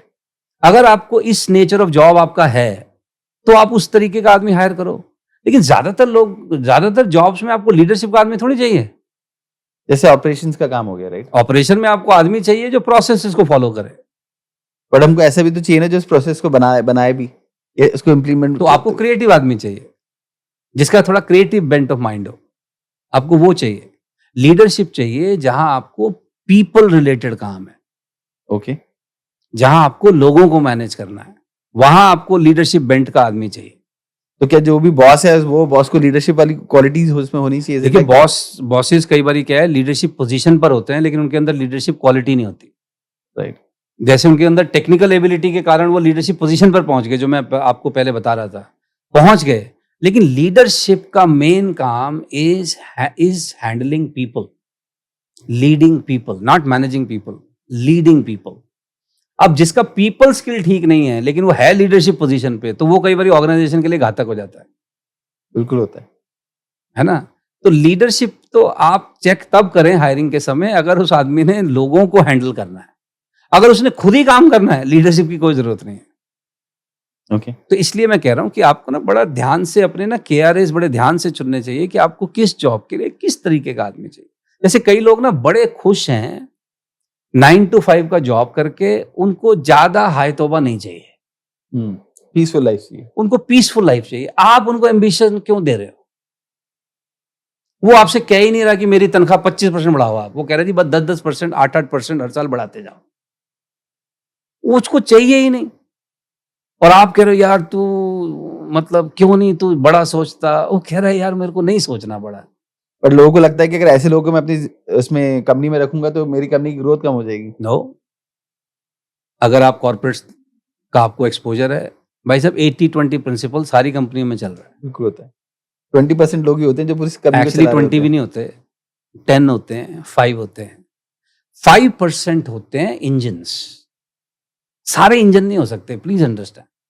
कुछ को बोगियां बन के रहना पड़ेगा। कुछ ज्यादातर को बोगी होना चाहिए। अच्छा, बोगी में कोई गलत नहीं है। देखिए आप इंजन के ऊपर थोड़ी सामान रख के ले जाओगे, सही बात है। सामान तो बोगी पे रख कर ले जाओगे ना। तो बोगी की अपनी वैल्यू है, इंजन की अपनी वैल्यू है। लेकिन देखिए इंजन में ना आग लगी होती है, इंजन में और कोयला डाला जाता है और बिजली होती है उसमें। तो इंजन लेकिन ज्यादा नहीं हो सकते। इंजन एक आगे होता है, एक पीछे होता है, बीच में तो बोगी होती है ना। तो किसी भी बड़ी ऑर्गेनाइजेशन में जो मूवर्स है ना, जो मूवर्स एंड शेकर्स हैं, वो 5% 7% अगर हैं तो वो ऑर्गेनाइजेशन बहुत अच्छी है। अगर आपने टू मेनी लीडर्स कर दिए तो वहां तो सारा दिन मीटिंग ही होती है, फिर कुछ होता नहीं है। तो फिर अगर कंपनी लीडर्स के पीछे इतना क्यों भागती हैं? क्योंकि जैसे आप तो प्रोग्राम चलाते हैं, आप तो इतना ज्यादा देखते हैं, बहुत ज्यादा एक्सपोजर है आपको, तो फिर लोग इतना लीडरशिप के ऊपर क्यों भागते हैं? अरे वो उनको खुश करने के लिए बोलते हैं अब तुम लीडर हो गए हो, अब तुम लीडर हो गए हो। अरे वो सीनियर मैनेजर हो गए हैं, वो वाइस प्रेसिडेंट हो गए हैं, but not necessarily leader. Leader की मैं आपको 4-5 चीजें क्वालिटी बताता हूँ। सबसे पहला, dealer in hope. Number 2, consequence of excellence. आप जब किसी फील्ड में एक्सेलेंस हासिल करते हैं तो आप लीडरशिप पोजीशन पर पहुंच जाते हैं। लेकिन अब जो लीडर का जो मेन काम है, leaders job is not to create followers. Followers ना बाय प्रोडक्ट है, अपने आप बनते हैं। फॉलोअर बनाना काम नहीं है। अच्छा, जिस आदमी ने लीडरशिप पोजीशन पर है और यस मैन रखे हुए चारों तरफ, कोई फीडबैक नहीं दे सकता नेगेटिव, लेकिन हाँ यस सर रोज स्तुति गान हो रहा है, आप लीडरशिप पोजीशन पर हो पर लीडर नहीं हो। लीडर का काम फॉलोअर्स क्रिएट करना नहीं है, लीडर्स का काम है creating more productive people, okay, empowering more people, ताकि लोग अपना काम ढंग से करें और आप फिर बड़ी चीजों पर फोकस कर सकें। राइट? और लीडरशिप का काम क्या है? चैलेंजिंग द स्टेटस को। देखिए ज्यादातर लोग ना स्टेटस को से खुश रहते हैं कि यार अब ये टारगेट तक पहुंचे थे, अचीव कर लिया, वेरी गुड, अब थोड़ा सेलिब्रेट करते हैं। लीडर क्या करता है? वो सेलिब्रेट करता है, पार्टी देता है, अगले दिन टारगेट बढ़ा देता है। बिल्कुल सही कह रहे हैं, स्पेशली सेल्स में। वरना ऑर्गेनाइजेशन ग्रो कैसे करेगी? तो लीडर का काम है चैलेंजिंग द स्टेटस को। तो अब वो फिर लोगों को फिर दोबारा से चाबी भरता है, फिर उनके या तो स्किल अपग्रेड करता है, नॉलेज अपग्रेड करता है, जॉब रोटेशन करता है। मेन काम लीडर का अगर आप देखोगे पीपल बिजनेस है। होप भी किसको देनी है? पीपल को देनी है। अच्छा, नई टेक्नोलॉजी एक्वायर करनी है, कुछ टेक्नोलॉजी को डिसकंटिन्यू करना है, ये डिसीजन लीडर को लेना है। और फिर जो कॉन्सिक्वेंसेज हैं उसकी अकाउंटेबिलिटी होनी चाहिए। तो main job is people business leaders का। तो इसके लिए कंपनी में कुछ परसेंटेज लोग होते हैं, बाकी सब लोग एग्जीक्यूटर्स हैं, बाकी सब लोग फॉलोअर्स हैं, बाकी सब लोग प्रोसेसेस को फॉलो करें, जितना कहा जाए उतना करें। तो ऑर्गेनाइजेशन के लिए काफी है। You don't need too many leaders. आप अभी करंट भारत सरकार देख लो, आप कुछ ही हैं जिनके नाम पूरे टाइम कुछ ही क्या, आप मैं अगर अभी 2-3 मिनिस्ट्री के मिनिस्टर पूछ लूंगा, आप मुश्किल ही नाम बता पाओगे, नहीं बता पाएंगे। क्योंकि हमें लगता है सारे बस नरेंद्र मोदी जी चला रहे। तो लीडर वहां पर एक है, उनकी एक अपनी पर्टिकुलर टीम है, बाकी सबको बोला जाता है भाई अब आप काम करो। राइट। लेकिन यहां मैं एक चीज और कह दूं, ये भी बड़ा एक अजीब सा ही प्रचार है कि सबको लीडर होना ही चाहिए या सब लीडर होना ही चाहते हैं। I totally disagree with it. सबको लीडर होना भी नहीं चाहिए और सब लोग लीडर होना चाहते भी नहीं है, क्योंकि लीडरशिप ना थोड़ा सा रिस्की पेनफुल एरिया है। इसमें आनंद नहीं है हर वक्त, इनफैक्ट इसमें रिस्पॉन्सिबिलिटी है। और रिस्पॉन्सिबिलिटी जब ज्यादा है ना, तो रिस्पॉन्सिबल आदमी हमेशा आनंद में नहीं रहता। राइट। तो सबके बस की नहीं है, कहते हैं जरूर लोग, लेकिन ये सबके बस की नहीं है और सब चाहते भी नहीं है। और मैं बताऊं, सब हो भी नहीं सकते, राइट। और जो लोग लीडरशिप पोजीशन पे नहीं हैं या जिनको लीडर नहीं कहते, इसका मतलब ये नहीं कि उनका कोई सम्मान कम है या उनका कोई कंट्रीब्यूशन कम है, नहीं। जैसे फॉर एग्जांपल रामचंद्र जी तभी हैं जब उनका लक्ष्मण जैसा सॉलिड भाई है, राइट। अगर लक्ष्मण जी जैसा भाई ना होता तो आज रामचंद्र जी जहां थे वहां कैसे होते रामचंद्र जी? बिल्कुल सही बात है। तो लक्ष्मण जी का भी तो योगदान है, सही बात है। सीता जी का भी तो योगदान है, लक्ष्मण जी की पत्नी का भी तो योगदान है, राइट। लेकिन अब आजकल सारे ही कह रहे हैं जी मैं रामचंद्र जी बनूंगा, पर कोई लक्ष्मण होने को तैयार नहीं है। एग्जैक्टली। तो एवरीबॉडी, अगर वो अपने जिस भी पोजीशन पर आप हैं, अगर आप वैल्यू ऐड कर रहे हैं तो ठीक तो है। You don't need all leaders. Okay, तो ये एक ऐसी स्किल है जो लर्न करी जा सकती है, पीपल स्किल है या बॉर्न स्किल, बॉर्न लीडरशिप्स होते हैं? हाँ, मैंने कहा ना, जिसके स्टैंडर्ड्स थोड़े हाई होंगे, जिसके थोड़े स्टैंडर्ड्स हाई होंगे, एक तो वो हो ही गया जो वो हो जिसके गया, standard और हैं, जो फिर पीपल से रिलेटेड जो स्किल्स हैं, हाँ, देखिए जैसे फीडबैक देना भी एक स्किल है। कई लोग फीडबैक देते नहीं है समय पे, वो क्या करते हैं, अभी ये गलती हुई है, चलो पहली गलती है समझ जाएगा, दूसरी गलती है चलो कोई नहीं, और फिर एक दिन बिठा लेते हैं और फिर पिछले 3 महीने का हिसाब किताब करते हैं। अब आप 3 महीने बाद किसी को बता रहे हो मैं तुझे 3 महीने से देख रहा हूं। Feedback is a skill, feedback is not an event, feedback is a process. तो अगर पीपल रिलेटेड स्किल्स जैसे फीडबैक स्किल है, इमोशन हैंडलिंग स्किल्स है, इंटरपर्सनल स्किल्स हैं, अगर इनको आदमी थोड़ा डेवलप करे तो लीडरशिप पोजीशन पर अच्छा काम कर सकता है। और फिर वहाँ क्वेश्चन आ जाता है कि सर टोका टाकी बहुत करते हैं। नहीं, वही ना, टोका टाकी करना इज नॉट लीडरशिप ना, फीडबैक देना, प्रोसेसेस क्रिएट करना। कि जैसे समझ लीजिए मैं आपके अंडर में काम कर रहा हूँ और आपने मुझे कुछ फीडबैक दिया, यानी इसको काम, इसको ऐसे नहीं, इसको ऐसे ऐसे कर सकते हैं अपन, राइट? आपने तो मुझे एज अ फीडबैक दिया, बट आई टेक इट यार, जैसे देखो आए वैसे टोक टाक के चले गए वापस, इनमें हाँ। कुछ नहीं है, आना है बस जाके ज्ञान देना, ज्ञान देके चले जाते हैं, काम तो हमें ही करना पड़ता है। हाँ, तो उसी में क्या है ना कि देयर आर डिफरेंट पीपल जिनको फीडबैक देने के तरीके डिफरेंट होते हैं। ओके। जैसे फॉर एग्जांपल कुछ ऐसे लोग होते हैं जो जनरली ठीक काम करते हैं पर आजकल थोड़ा गड़बड़ कर रहे हैं। हाँ। तो अब उनको फीडबैक देने से पहले आपको ये भी बताना होता है कि पहले वो ठीक काम करते थे, एग्जाम्पल के साथ। पहले इंटेंट सेट करें पहले हम। हाँ, उनको बर्गर स्टाइल में देना होता है फीडबैक। पहले ऊपर का कवर कि यार तुम तो हमेशा टाइम पे आते थे यार, तुम्हारा एग्जाम्पल मैं सबको देता था, पिछले 3 दिन से मैं देख रहा हूँ तुम भी लेट आते हो, सब ठीक है, जो कि मेन मीट है। और फिर जब उनकी बात सुन ली तो फिर ओके नाउ आई अंडरस्टैंड, अब मैं समझ सकता हूँ, तो मुझे उम्मीद है कल से तुम फिर पहले की तरह टाइम पर आओगे, अगेन कवर। अब ये फीडबैक उनको देना है जो जनरली ज्यादातर गलतियां नहीं करते। अच्छा, जो हैबिचुअल हो रहा है, रिपीट ऑफेंडर है, उसको ऐसे फीडबैक नहीं देना, उसको अब मेल लिखनी है, ओके। उसको सीसी लिखना है, ताकि उसको पता चले कि अब इसका फीडबैक कहीं और भी जा रहा है। तो वही मैं कह रहा हूं कि giving feedback is also a skill. आप सब लोगों को एक स्टाइल से फीडबैक नहीं दे सकते आप। अच्छा, जैसे कई लोगों का विल और स्किल लेवल अलग अलग होता है, तो किस विल लेवल पर है, किस स्किल लेवल पर है, आपको उसके हिसाब से उसको मैनेज करना है। अच्छा, कितने समय से आपके साथ काम कर रहा है, उसके हिसाब से फीडबैक देना होता है। इज्जत देते हुए थोड़ी सी। नहीं, या तो इज्जत, जैसे मैं कहता हूं अगर कोई नया नया आया ना, उसके साथ एक्सट्रीम फीडबैक दो आप। एक्सट्रीम फीडबैक मतलब देयर एंड देन फीडबैक दो, क्योंकि भी नया है ना, he will not mind it. पुराने लोग फीडबैक को माइंड करते हैं, नए आदमी को तो लगता है कि मेरी अभी ओरिएंटेशन हो रही है, राइट, उसकी एक्सपेक्टेशन सेटिंग हो रही है। अच्छा, वो उस वक्त थोड़ा रिसेप्टिव मूड में भी होता है, उसके बाद तो वो रिसेप्टिव थोड़े कम हो जाते हैं, एंटाइटल ज्यादा हो जाते हैं ना। तो फिर फीडबैक किस व्यक्ति को, वो किस मैट्रिक्स में है, उसके हिसाब से देना होता है। अच्छा, कई लोगों को फीडबैक आपने सबके सामने देना होता है, कुछ लोगों को सबके सामने फीडबैक नहीं देना होता है। ये कैसे चूज करेंगे? वही मैं कह रहा हूं, अब जिस आदमी को आप चाहते हैं कि भैया ये ना स्टैंडर्ड ड्रिवन नहीं है, फियर ड्रिवन आदमी है, उसको फिर सबके सामने फीडबैक दो, क्योंकि वो अकेले कमरे में आप उसको फीडबैक देते हो ना, उसको कोई भय महसूस नहीं होता, क्योंकि आपके आगे तो उसकी बहुत बार हो चुकी है। लेकिन अब जब उसको पब्लिक ह्यूमिलिएशन का, थोड़ा एम्बैरेसमेंट का थोड़ा डर रहता है, तो चांसेस हैं कि गुरुदेव थोड़ा अब समझ जाएंगे। लेकिन अगर आपने सपोज अपने स्टार परफॉर्मर को पब्लिकली फीडबैक दे दिया, जो कभी कभार गलती करता है, तो वो तो कहेगा यार ये क्या तरीका है, मतलब आज ठीक है गलती हो गई, पर आपने सबके सामने बजा दी मेरी, तो वहां बिल्कुल बैकफायर करेगा। सो इसीलिए giving feedback is a very different skill. लेकिन इसके लिए देखिए लीडरशिप में क्या है, लीडर्स का क्या है, अपना कोई एक स्टाइल ना कई बार फिक्स हो जाता है। अच्छा, वो अपने फिक्स स्टाइल से सबको डील करते हैं। बिल्कुल सही कह रहे हैं। जबकि लीडरशिप की जो एक क्वालिटी है वो है flexibility. Different people need different strokes. तो ये अगर आप कर सकते हैं तो आपके अंदर लीडरशिप एबिलिटी है। लेकिन अगर आप अपना ही एक स्टाइल से सबके साथ एक जैसे हैं, जैसे आपने देखा होगा कई बार लीडर का मूड खराब है तो फिर सबके साथ खराब है, सबको बुलाएगा, सबके लिए लेगा। आज सबको, जो सामने आया वो गया।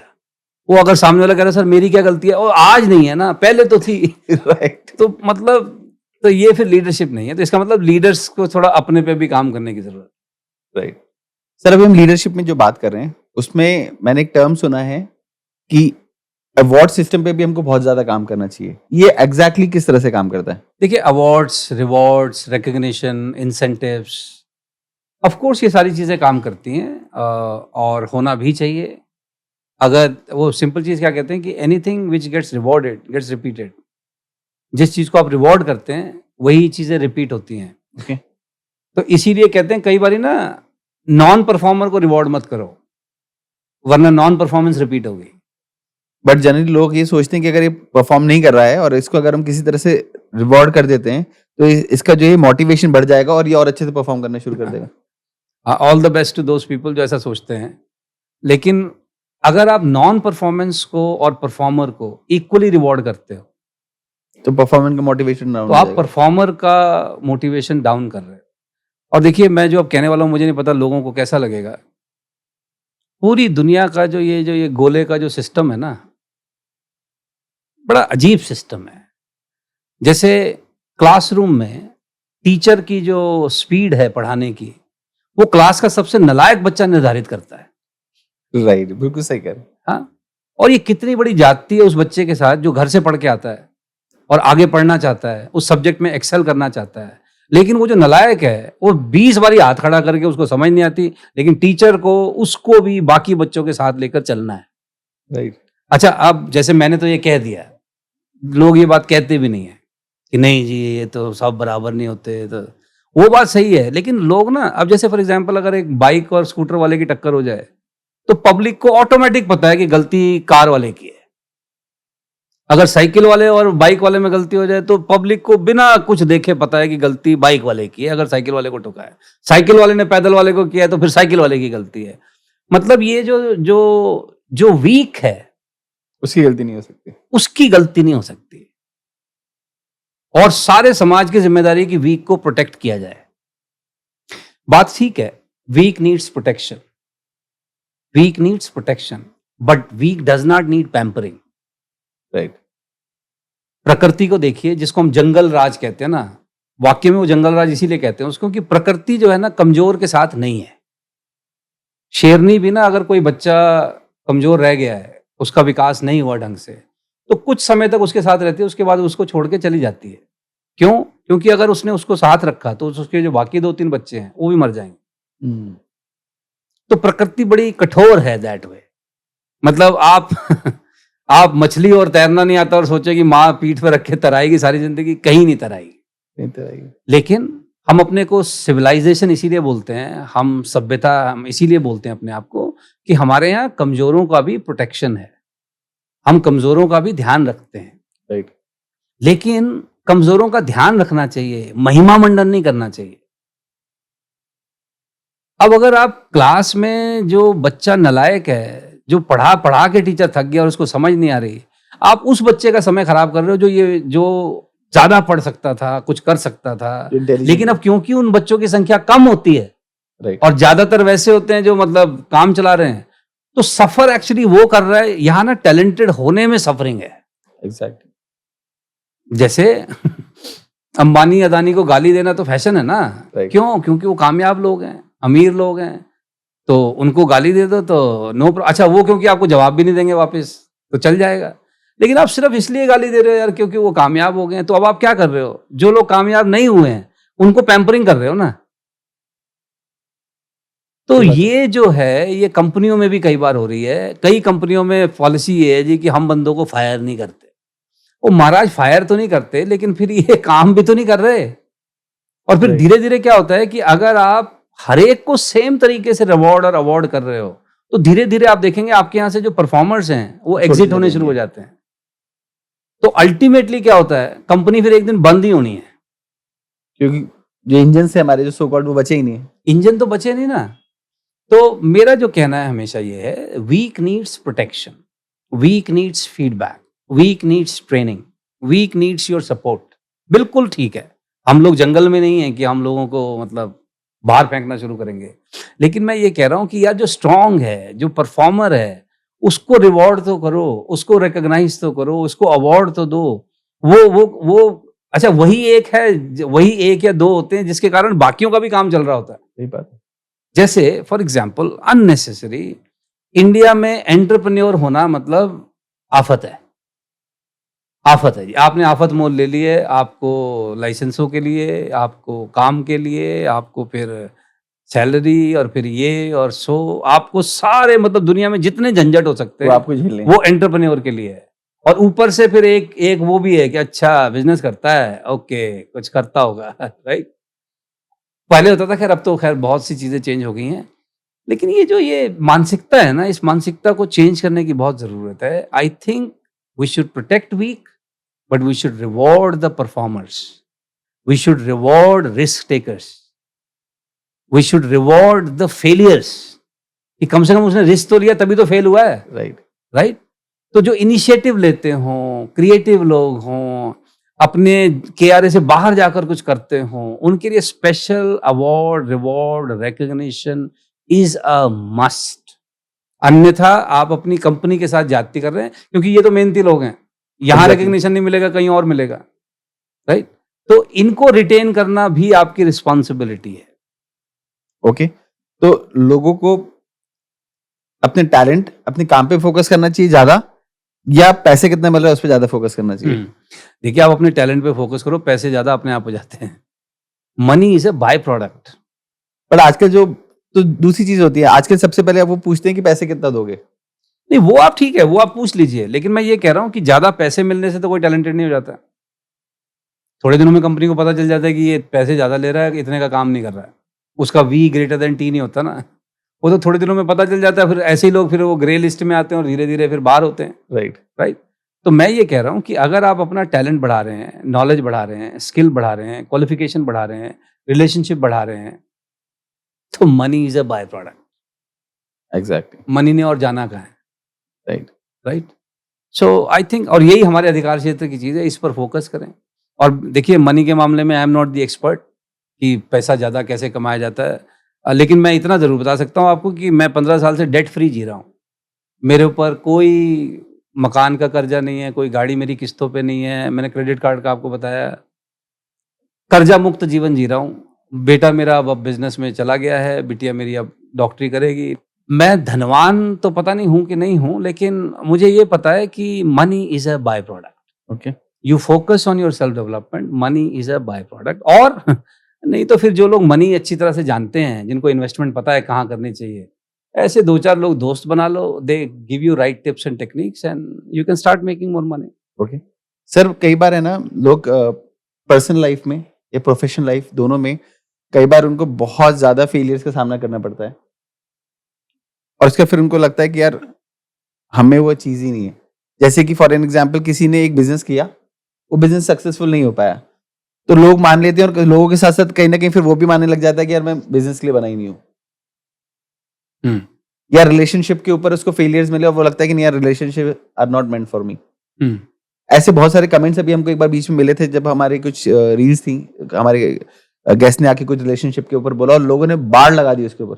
अच्छा। कि ऐसा नहीं होता है, हम उन्होंने बोला था कि अकेले रहना इट्स नॉट गुड। बोलते अच्छा। नहीं, मैं तो 35 साल से अकेला रह रहा हूँ, मुझे तो कुछ नहीं हुआ, ये तुम फालतू बकवास कर रहे हो। So many things were there.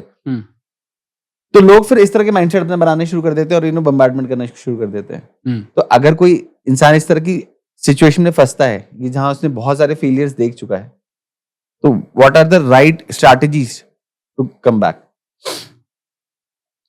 देखिए, फेलियर्स एक तो वर्क रिलेटेड फेलियर्स हैं, दूसरा आप कह रहे हो रिलेशनशिप रिलेटेड फेलियर्स हैं। राइट।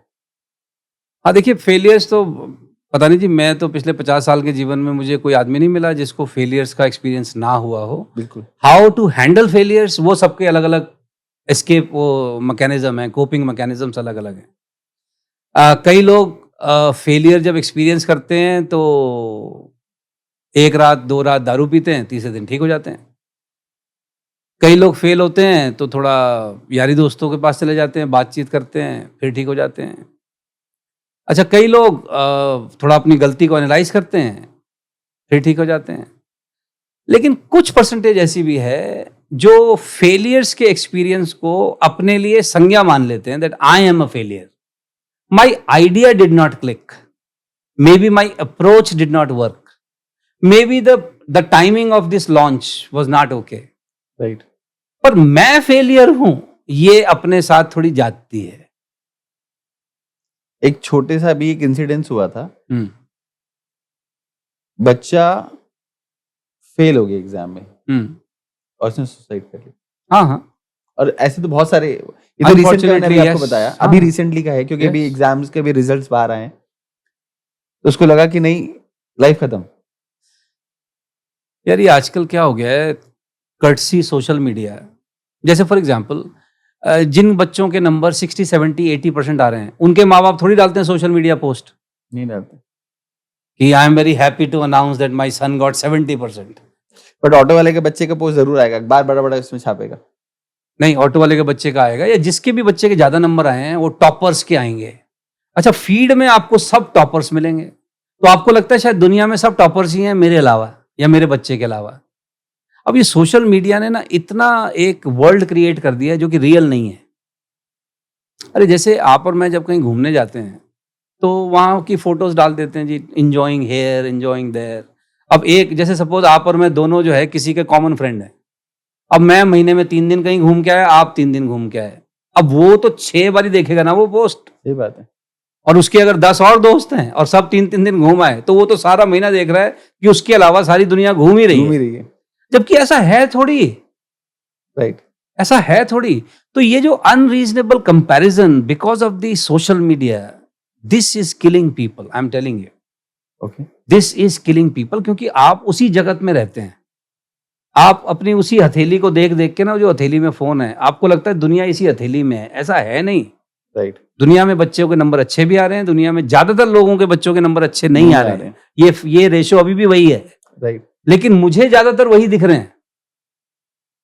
मुझे तो सर ये पता नहीं कितना सही है गलत। हाँ, हमारा जो बैच था, मैं भी ऐसा नहीं था कि मैं हमेशा फर्स्ट आता था, बट 70, 80, 90 के बीच में मेरे परसेंटेज आ जाते थे।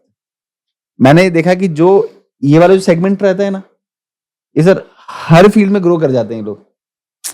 पता है क्यों? ये मतलब इसका कोई जनरलाइजेशन नहीं कर सकते हम, लेकिन मैं ये कह रहा हूं कि ये स्कूल कॉलेज के नंबरों से कहाँ जिंदगी डिसाइड होती है। ये तो अब फिर वही कई माँ बाप को बुरा लग जाता है। इस मामले में आप देखोगे पहले के जो माँ बाप थे कि नहीं, जिनके 3-4 बच्चे होते थे, वो इतना प्रेशर नहीं डालते थे। उनको लगता था ये कर लेगा, ये कर लेगा, ये कोई तो कर ही लेगा। अब है क्या, एक ही है, तो अब सब इसी से कराना है। तो उसके ऊपर इतनी ज्यादा एक्सपेक्टेशन है हमारी, इतनी ज्यादा एक्सपेक्टेशन है कि वो फिर ना उसी को फील होता है कि मेरे से गलती हो गई, मेरे माँ बाप ने मुझे कोचिंग भेजा, मेरे माँ बाप ने मेरे लिए क्या नहीं किया, मेरे को जो मैं मांगता हूँ मुझे बहुत ज्यादा। अच्छा, माँ बाप जब ये दे रहे होते हैं ना, वो रियलाइज नहीं करते कि वो उसके ऊपर प्रेशर बिल्ड कर रहे हैं, उसके वो अपेक्षाएं बिल्ड कर रहे हैं। लेकिन आप अपेक्षाएं तो बिल्ड कर रहे हो, लेकिन उनको एनवायरनमेंट कंफर्टेबल देते हो। राइट। अब कंफर्टेबल एनवायरनमेंट में मजबूत बच्चा, मानसिक मजबूती थोड़ी होती है। सही बात है। मानसिक मजबूती तो टफ एनवायरनमेंट में आती है ना आदमी की, राइट। लेकिन आपने एनवायरनमेंट कंफर्टेबल दिया है, लेकिन आप एक्सपेक्ट मानसिक मजबूती करते हो, तो ये कैसे होगा? जैसे मैं बता रहा हूँ ना, मेरा बेटा पहले क्रिकेट खेलता था, तो अच्छा वो एक लेवल तक खेला है, अब वो बड़ा कॉम्पिटिटिव चीज है, बिल्कुल। लेकिन उसमें how to ensure that your son does not get impacted by little failures that you receive. अब जैसे डॉटर फिर नीट के चक्कर में, अब ऐसे में ये फिर ध्यान भी रखना होता है कि आप अपने बच्चों से जो अपेक्षाएं सेट करें और जिस तरीके का आप उनके साथ रोज वार्तालाप करते हैं, जो चीजें करते हैं, उसमें आप ध्यान रखें कि प्रेशर बिल्डअप तो नहीं कर रहे आप उनके ऊपर। आप अपने सपनों का बोझ अपने बच्चों के ऊपर जो डाल रहे हो, आप थोड़ा चेक कर लो कि साथ में कैपेसिटी बिल्डिंग भी कर रहे हो कि नहीं कर रहे हो। Exactly. लेकिन अगर आपने कैपेसिटी बिल्डिंग नहीं की है लेकिन एक्सपेक्टेशंस का लोड डाला हुआ है, तो यार उनके साथ जाती हो रही है ना, Right. तो which is not okay. However academic failure is nothing. मेरे को तो ये शुरू से बड़ी क्लैरिटी है जी। मेरे बच्चे जब छोटे थे तो ये नहीं होते जो नर्सरी केजी के नंबर, तो एक दिन मेरी वाइफ कहती है ये देखो हमारी समृद्धि कितनी इंटेलिजेंट है। मैं कहा क्या है? कहती देखो 100/100 आए हैं। तो मैं कहा अगले साल से भी इस क्लास की टीचर बना दें इसको। कहती मतलब? ओ मैं कहा यार ये 100/100 इस क्लास के नंबर कौन पूछ रहा है? और जिस तरह के स्कूलों में हमने डाले हुए हैं, जितनी हम फीस देते हैं, इतने नंबर भी नहीं देंगे तो इतनी फीस कौन देगा? सही बात है। इन नंबर से क्यों जज करना है? ना खुश होना है ना परेशान होना है, राइट? अच्छा आज आपको और मुझे कौन पूछता है कि तुम्हारे 10th क्लास में 9th क्लास में कितने नंबर थे, 12th क्लास में कितने नंबर थे? कोई नहीं पूछता। पर इन नंबरों का हमारे दिमाग में दुनिया भर का शोर डाला हुआ है इन लोगों ने। तो I think this is too much of expectation. Capacity building कम है, एक्सपेक्टेशन बिल्डिंग ज्यादा है, जिसके कारण ये बच्चे कई बार इस तरीके के ड्रास्टिक स्टेप्स लेते हैं। However, handling failures is something that we need to teach children. इसके लिए सबसे अच्छा तरीका स्पोर्ट्स है। मैंने तो अपने बेटे के केस में देखा है, स्पोर्ट्स आदमी को ना विनम्र बना देता है और हैंडलिंग फेलियर सिखा देता है, राइट? तो अपने बच्चों को मैं हमेशा रिक्वेस्ट करता हूँ, बच्चों के लिए स्पोर्ट्स, किसी ना किसी स्पोर्ट में बच्चे को डालिए। अच्छा स्पोर्ट्स में इसलिए नहीं डालिए कि अब तूने अब आईपीएल खेलना है या लीग में जाना है, वो चला जाए, अगर टैलेंटेड होगा वो चला जाएगा, वो बहुत अच्छी बात है। लेकिन स्पोर्ट्स में इसलिए डालना है कि बच्चा ना फिजिकल एक्टिविटी में एंगेज रहे। और स्पोर्ट्स में क्या है कि बाप की ना पहुंच नहीं चलती, वहां अगर बॉलर ने ठीक डाली है तो विकेट उड़ी जाएगी। सही बात है। तो बच्चे को ना फिर चीजें विनम्रता से एक्सेप्ट करना भी आ जाता है, राइट राइट? तो एक तो ये है। दूसरा, handling failures in relationship and this and that, I think setback होने ही होने हैं लाइफ में। लेकिन वो जो आपने अभी थोड़ी देर पहले कहा था कि अकेले रहना ठीक नहीं है, ये विचार भी बहुत घातक है। इनफैक्ट जो आदमी अकेले रहने से दुखी हो जाता है, इस आदमी की कंपनी में आप ना ही रहें तो ठीक है।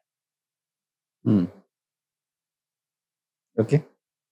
अरे जब मैं अकेला हूं, मुझे मेरे अलावा कौन दुखी कर सकता है? सही बात है। आपके साथ हूं तो आप कुछ ऐसा कह सकते हो, कर सकते हो कि मुझे दुख हो जाए। राइट। मैं अकेला हूं तो मुझे कोई दुखी कर ही नहीं सकता। एग्जैक्टली। वो आपने सुना नहीं है, सदगुरु जी सीख तो कहते हैं, if you are alone and unhappy you are in a bad company.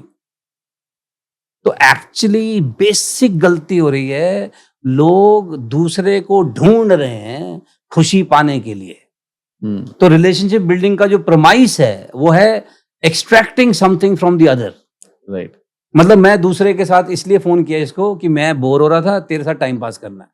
सही बात है। और बता भाई तू क्या कर रहा है? अरे कुछ नहीं, इसीलिए तो तुझे किया है क्योंकि तू कुछ नहीं कर रहा होगा। तो मैं आपको फोन किस लिए कर रहा हूँ? अपनी बोरियत दूर करने के लिए। एग्जैक्टली। तो मैं आपको यूज कर रहा हूँ ना। सही बात है। अच्छा आप 1-2 बार ही करोगे मेरे साथ, तीसरे दिन आपको नहीं समझ में आ जाएगी कि यार ये वेला होगा फोन कर रहा है, तो फिर आप फोन उठाना बंद कर देते हो। फिर मैं कहता हूँ यार अभी आदमी बदल गया है, ये अपने आप को पता नहीं क्या समझ रहा है, तो मैं क्या और किसी को कर नहीं सकता। अरे भैया तीसरे दिन उसको समझ में आ जाएगा। My suggestion to people generally is, मैं नहीं कह रहा हूं आप अकेले रहो, लेकिन मैं कह रहा हूं अगर अकेले रहने से आपको दिक्कत होती है, पहले उस समस्या का इलाज करो, वरना रिलेशनशिप में you will have lot of other setbacks to.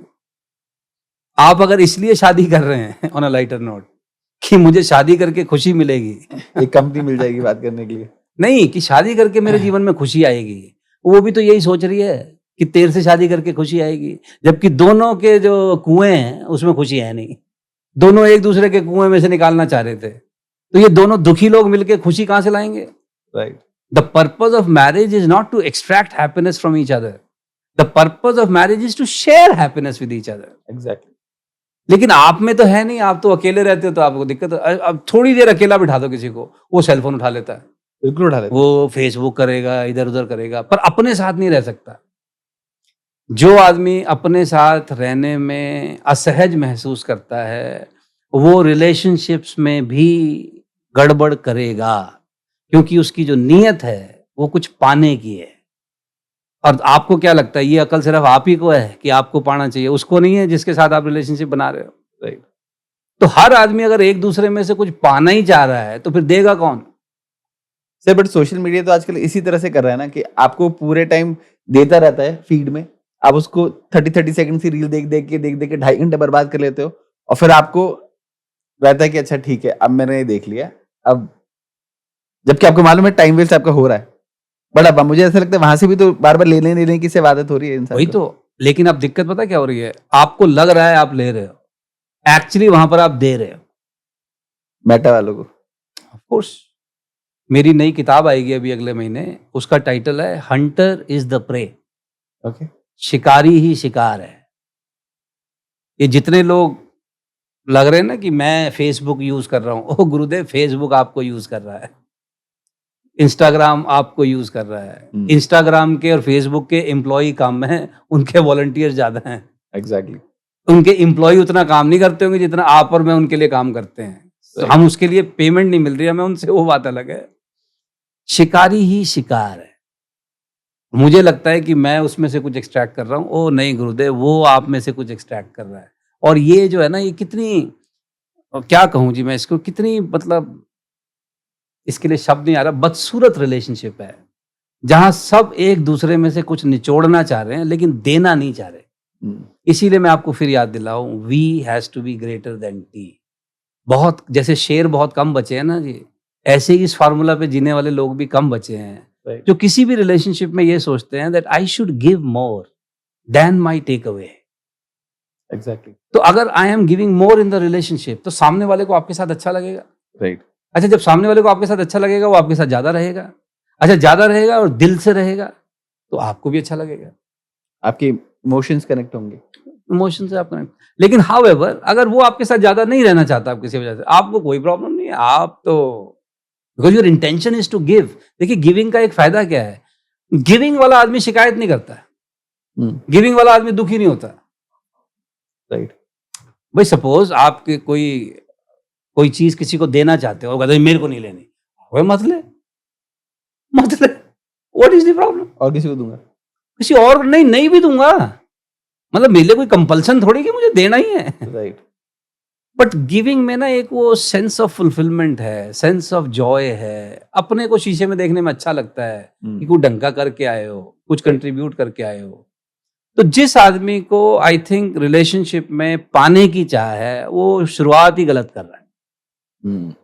Purpose of, जैसे मैं मैरिज की अगर बात करूं, ये बाकी लव रिलेशनशिप तो मैं नहीं कुछ कह सकता। The purpose of marriage is sharing, caring and creating. Sharing happiness, sharing whatever you have with the other person, okay, caring for the other person, कि मैं ना किसी और की केयर करना चाहता हूं। जैसे आपने देखा नहीं है, लोग कुत्तों का कितना ध्यान रखते हैं। बिल्कुल। कुत्ते का बहुत ज्यादा ना, कुत्ता दूध देता है, बच्चे की कैटेगरी पे रखते हैं उसको, इसको कुत्ते को कुत्ता नहीं बोल सकते आप। ना ये दूध देता है, ना ये खाने के काम आता है, पर भाई साहब सोफों पे है, बिस्तरों पे है, सब जगह बाल, और आप अपना रूटीन चेंज करते हो इसकी रिक्वायरमेंट के हिसाब से। राइट। क्यों कह रहे हैं आप? Why? Because dog is giving you something which humans are not. Right. भाई साहब, कुत्ता इकलौता प्राणी है जो आपको इंपॉर्टेंट महसूस कराता है, चाहे आप कैसे भी हो। सही बात।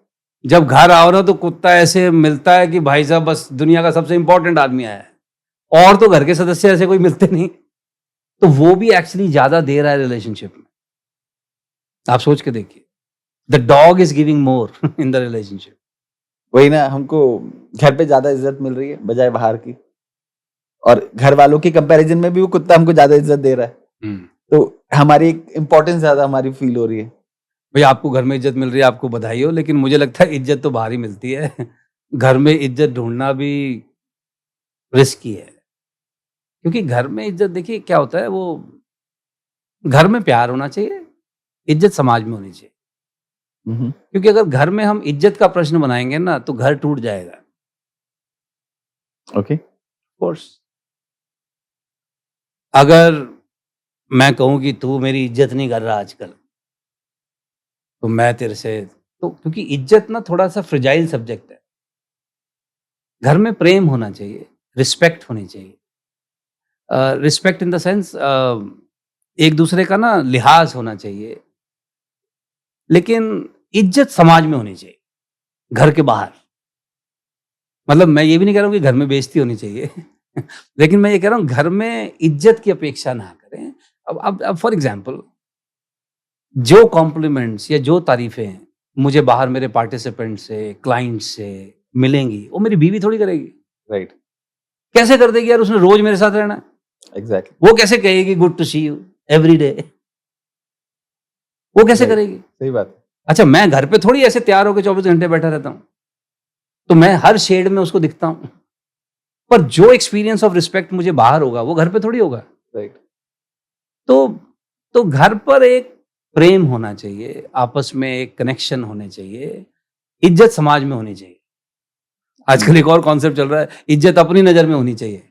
अपनी नजर में भी होनी चाहिए, पर सिर्फ अपनी नजर में नहीं होनी चाहिए, कोई और भी करता हो।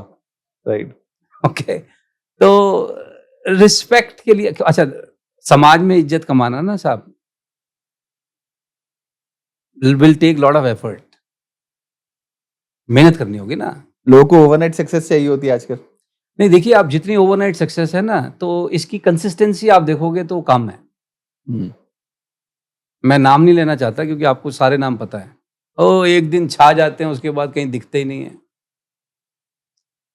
If I have to choose, I would choose consistency over the spikes. Okay, देखिए, वेदांता कहता है जो चीज ग्रेजुअल नहीं है वो सस्टेन नहीं हो सकती। ये वेदांता कह रहा है, मैं नहीं कह रहा हूं। जो चीज ग्रेजुअल नहीं है वो सस्टेन नहीं हो सकती, उसका बिखराव, उसका गिरना, उसका टूटना निश्चित है। तो ग्रेजुअल होनी चाहिए चीजें, मेहनत लगती है उस चीज में, और सेटबैक्स आते हैं, लेकिन हर सेटबैक के बाद we should learn something, we should change our approach, change our company. पर कुछ तरीका चेंज करो बजाय अपना गोल चेंज करने के। लोग अपने तरीके नहीं चेंज करते, गोल चेंज कर लेते हैं। चेंज कर लेते हैं, राइट। तरीका चेंज करो, संगत चेंज करो, सोर्स चेंज करो, वेंडर चेंज करो, लेकिन अपना गोल चेंज मत करो। एग्जैक्टली। सर, एक क्वेश्चन और था मेरा आपसे कि आज की तारीख में जो लोग बिजनेस अपना स्टार्ट कर रहे हैं, उनको ऐसी कौन कौन सी चीजों पे ज्यादा ध्यान देना चाहिए जिससे वो लाइफ में सक्सेसफुल हो पाए? देखिए, बिजनेस मैंने खुद तो बहुत कम किए हैं, लेकिन मेरे जो क्लाइंट्स हैं वो सारे ही बिजनेसमैन हैं, बिल्कुल। और मेरा बेटा अब अपना बिजनेस शुरू कर रहा है। तो जो मैंने अपने बेटे को एडवाइस की है, मैं वही आपके दर्शकों के लिए बता देता हूँ। देखिए, जब भी आप बिजनेस शुरू करना चाहें तो पहला सवाल आपको ये पूछना है, what problem your business is solving. Okay, every business is actually a solution to some problem. Right, agreed. पहली चीज। जी। Second, how can I solve it better. क्योंकि वो प्रॉब्लम ऐसा नहीं कि अब तक कहीं सॉल्व ही नहीं हुई, कई लोग कर रहे होंगे उस बिजनेस को। आप और क्या अच्छे से कर सकते हैं? आप उस बिजनेस में कैसे बेटर कर सकते राइट, राइट। जैसे फॉर एग्जांपल, मेरा बेटा बचपन से ही स्पोर्ट्स वाला आदमी है, तो शूज का बड़ा शौकीन है। So he got into, he is planning to start shoe business. Okay, लेकिन formal shoes. Oh, so he starting formal shoe business. तो मैंने उससे यही कहा, मैं कहा, what problem are you solving by the way. ऐसा क्या जूता है तेरा जो कभी तक बन नहीं रहा है, एंड व्हाई फॉर्मल शूज। तो उसका जवाब मुझे पसंद आया। उसने कहा, पापा, फॉर्मल शूज जनरली लोग एज अ यूनिफॉर्म या एज अ मैंडेटरी कंपल्सरी पहनते हैं, बिल्कुल, लेकिन they are not comfortable shoes to wear, right. लेकिन वो पहनने पड़ते हैं, right, because of the whatever profile. कह रहा, लेकिन वो कंफर्टेबल नहीं होते। सही बात है। सही है। तो कह रहा, दूसरा, ज्यादातर फॉर्मल शूज जो हैं चमड़े के हैं। चमड़े के अच्छा, वैसे लोग वेजिटेरियन हैं, जूता चमड़े का पहना हुआ है, पहनना है, राइट। सही है। तो कह रहा है, my idea of shoe is I am going to make vegan shoes, I was about to say this thing only. हाँ, cruelty free shoes, number 1। Number 2, formal but comfortable shoes. ओह, मतलब उसको पहन के आपको लगेगा नहीं कि आप सारा दिन खड़े हो तो आपके पैर जो फॉर्मल में दर्द हो जाते हैं। So I am going to do that. So what problem people are facing? People are facing formal shoes they have to wear, right, but the problem is they are not comfortable. Comfortable. अच्छा, if they are comfortable, then they are very pricey. तो तब आपको जाना पड़ता है 8,000 रुपए से ऊपर के जूते में, तब जाकर आपको वो सोल मिलती है. I am going to create a shoe in a price range which will be formal but equally comfortable. So what problem am I solving and how am I solving this problem better? अच्छा, suppose अब ये idea suppose कोई और भी कर लेता है, हाँ जी ये तो मैं भी करता हूँ जी, चलो मैं अपने मार्जिन ऐसे कर लूंगा, सोर्सिंग ऐसे, और सपोज कोई कर लेता है. देन यू नीड टू सी क्या आपकी सर्विस, आपकी डिलीवरी, आपकी क्वालिटी, उसमें कंसिस्टेंसी आप कितनी रखते हो, राइट, रख पाओगे क्या? अग्रीड. तो ये पहला सवाल. उसके बाद what kind of people I am going to include in my team, because आजकल के समय में टेक्निकल चीजें की जानकारी सबको हो सकती है, सही बात है. Ultimate differentiator will be people in the long run. तो किस तरीके के लोग मैं अपने साथ जोड़ूंगा उस बिजनेस में, उसके बारे में भी क्लैरिटी रखें. Okay, so what problem am I solving, how am I solving it better, and how will I be different in my service, in my quality, in my delivery. ये 3 सवाल अगर आप सोचें पहले, और उसके बाद what kind of people I am going to invite as team members. और एक गलती ना करें. एंटरप्रेन्योर्स ना कभी कभी, जो एक मैंने यंगस्टर्स में देखा है, वो कहते हैं मैं नौकरी नहीं करूंगा, नौकरी चीज ठीक नहीं होती, इसलिए मैं बिजनेस करूंगा, नौकरी मेरे खून में नहीं है. नौकरी मेरे खून में नहीं है. वो भी ठीक है, वो भी ठीक है, खून की बात नहीं है. लेकिन मैं ये कह रहा हूं, अगर आप बिजनेस करोगे, आप अपने साथ लोग तो रखोगे जो नौकरी करेंगे. सही बात है. अच्छा, उनके बिना कर लोगे तुम बिजनेस? नहीं कर सकते. तो मेरी हमेशा एंटरप्रेन्योर्स को रिक्वेस्ट है, do not look down on people who are not doing business. बहुत अच्छी लाइन बोली सर आपने. जो लोग व्यवसाय नहीं कर रहे, उनकी तरफ ना हीन दृष्टि से ना नहीं देखें. देखना चाहिए. ये बहुत बड़ी गलती और गुस्ताखी है. क्योंकि आप नौकरी नहीं करे, बट आपको टीम तो चाहिए. टीम तो चाहिए. और बिना अच्छी टीम के आप कभी सक्सेसफुल हो ही यार, नहीं सकते. सारे पायलट नहीं हो सकते, सारे इंजीनियर नहीं हो सकते, सारे पॉलिटिशियन नहीं हो सकते, सारे सिंगर नहीं हो सकते, सारे बिजनेसमैन नहीं हो सकते, सारे एम्प्लॉय भी नहीं हो सकते भाई. सही बात है. हर व्यक्ति की दुनिया में जरूरत है. बिल्कुल है. तो ये जो कई एंटरप्रेन्योर्स के दिमाग में है ना, जो they look down at people who are not doing business, इस फितूर से बचें. और मैं वही बता रहा हूं जो मैंने अपने बेटे को एडवाइस दी है. तो मेरे ख्याल से अगर ये बेसिक चीजें ध्यान रखें, बाकी तो आजकल लोग समझदार हैं. इनफैक्ट सर, इसका उल्टा होता है कि मैं आपके एक्सपीरियंस शेयर करता हूँ आपके साथ. जी हमारे एक नोन थे, उन्होंने एक ग्रीस बनाने की फैक्ट्री शुरू करी. जी. और फितूर था, एंटरप्रेन्योर बनना है, और लॉन्च किया, ठप हो गया. नहीं समझ में आया क्या करें. फाइनली उन्होंने अपनी फैक्ट्री बंद करी, गुजरात गए, 1.5-2 साल नौकरी करी, एग्जैक्ट एक चीज सीखी नौकरी में, और उसके बाद वापस आके अपना बिजनेस स्टार्ट किया, तब जाके वो सक्सेसफुल हुए. हाँ, फिर तो आपको नौकरी कई बार चीजें सिखाती भी है. आज की तारीख में जो बोट कंपनी है, उसने भी कभी पहले जेबीएल में काम किया था, तब जाके उसको समझ में आया कि बोट कैसे चलाना चाहिए, कैसे बनाना चाहिए. तो नौकरी आपको ये भी सिखाती है. अब मैं तो देखिए, मेरा फिर बड़ा सिंपल है. मैं तो कहता हूँ काम. मैं नौकरी बिजनेस कहता ही नहीं हूँ. जो बिजनेस कर रहा है वो भी काम कर रहा है, जो जॉब कर रहा है वो भी काम ही कर रहा है. मेरा बड़ा सिंपल निवेदन है लोगों से, जो काम कर रहे हो उसको ढंग से करो. राइट. और अगर ढंग से काम करने का मन नहीं कर रहा है भाई, उस जगह को नमस्ते कर दो. आप ये ना रूठे हुए जीजा फूफा की तरह नहीं रह सकते कंपनी में. सही बात. तो आपने देखा नहीं, कई लोग मतलब ना जीते हैं ना जाते हैं. बिल्कुल. ये भी कोई कंपनी है और फिर वहीं काम कर रहा है, ये भी नहीं करना चाहिए यार. राइट. और तो जो करें, जब तक आप जॉब कर रहे हैं जॉब ढंग से करें, बिजनेस कर रहे हैं बिजनेस ढंग से करें, रिलेशनशिप में ढंग से रहें. जो करो ढंग से करो. वो आपने पहले भी सुना होगा, anything worth doing is worth doing well. Right. जो करते हो उसको ढंग से करो या मत करो.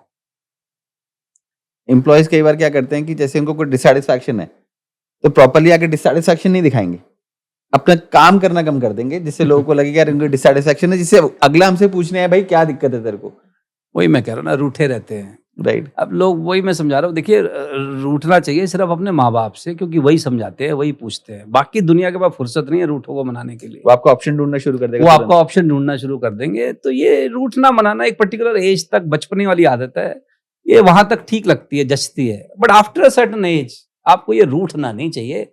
फीडबैक देना चाहिए, फीडबैक मांगना चाहिए, कम्युनिकेट करना चाहिए, अज्यूम नहीं करना चाहिए, अंडरस्टैंड करना चाहिए, जज नहीं करना चाहिए, वेरीफाई करना चाहिए। Right. Thank you so much sir for giving us the time. आप आए और इतनी सारी चीजें आपने बताई। इनफैक्ट जो सबसे चीज आपने जो लीडरशिप के ऊपर चीजें बताई, ये सारी बातें बहुत ज्यादा काम आने वाली लोगों के लिए। तो thank you so much for coming. Thank you for the invitation. Thank you. Thank you.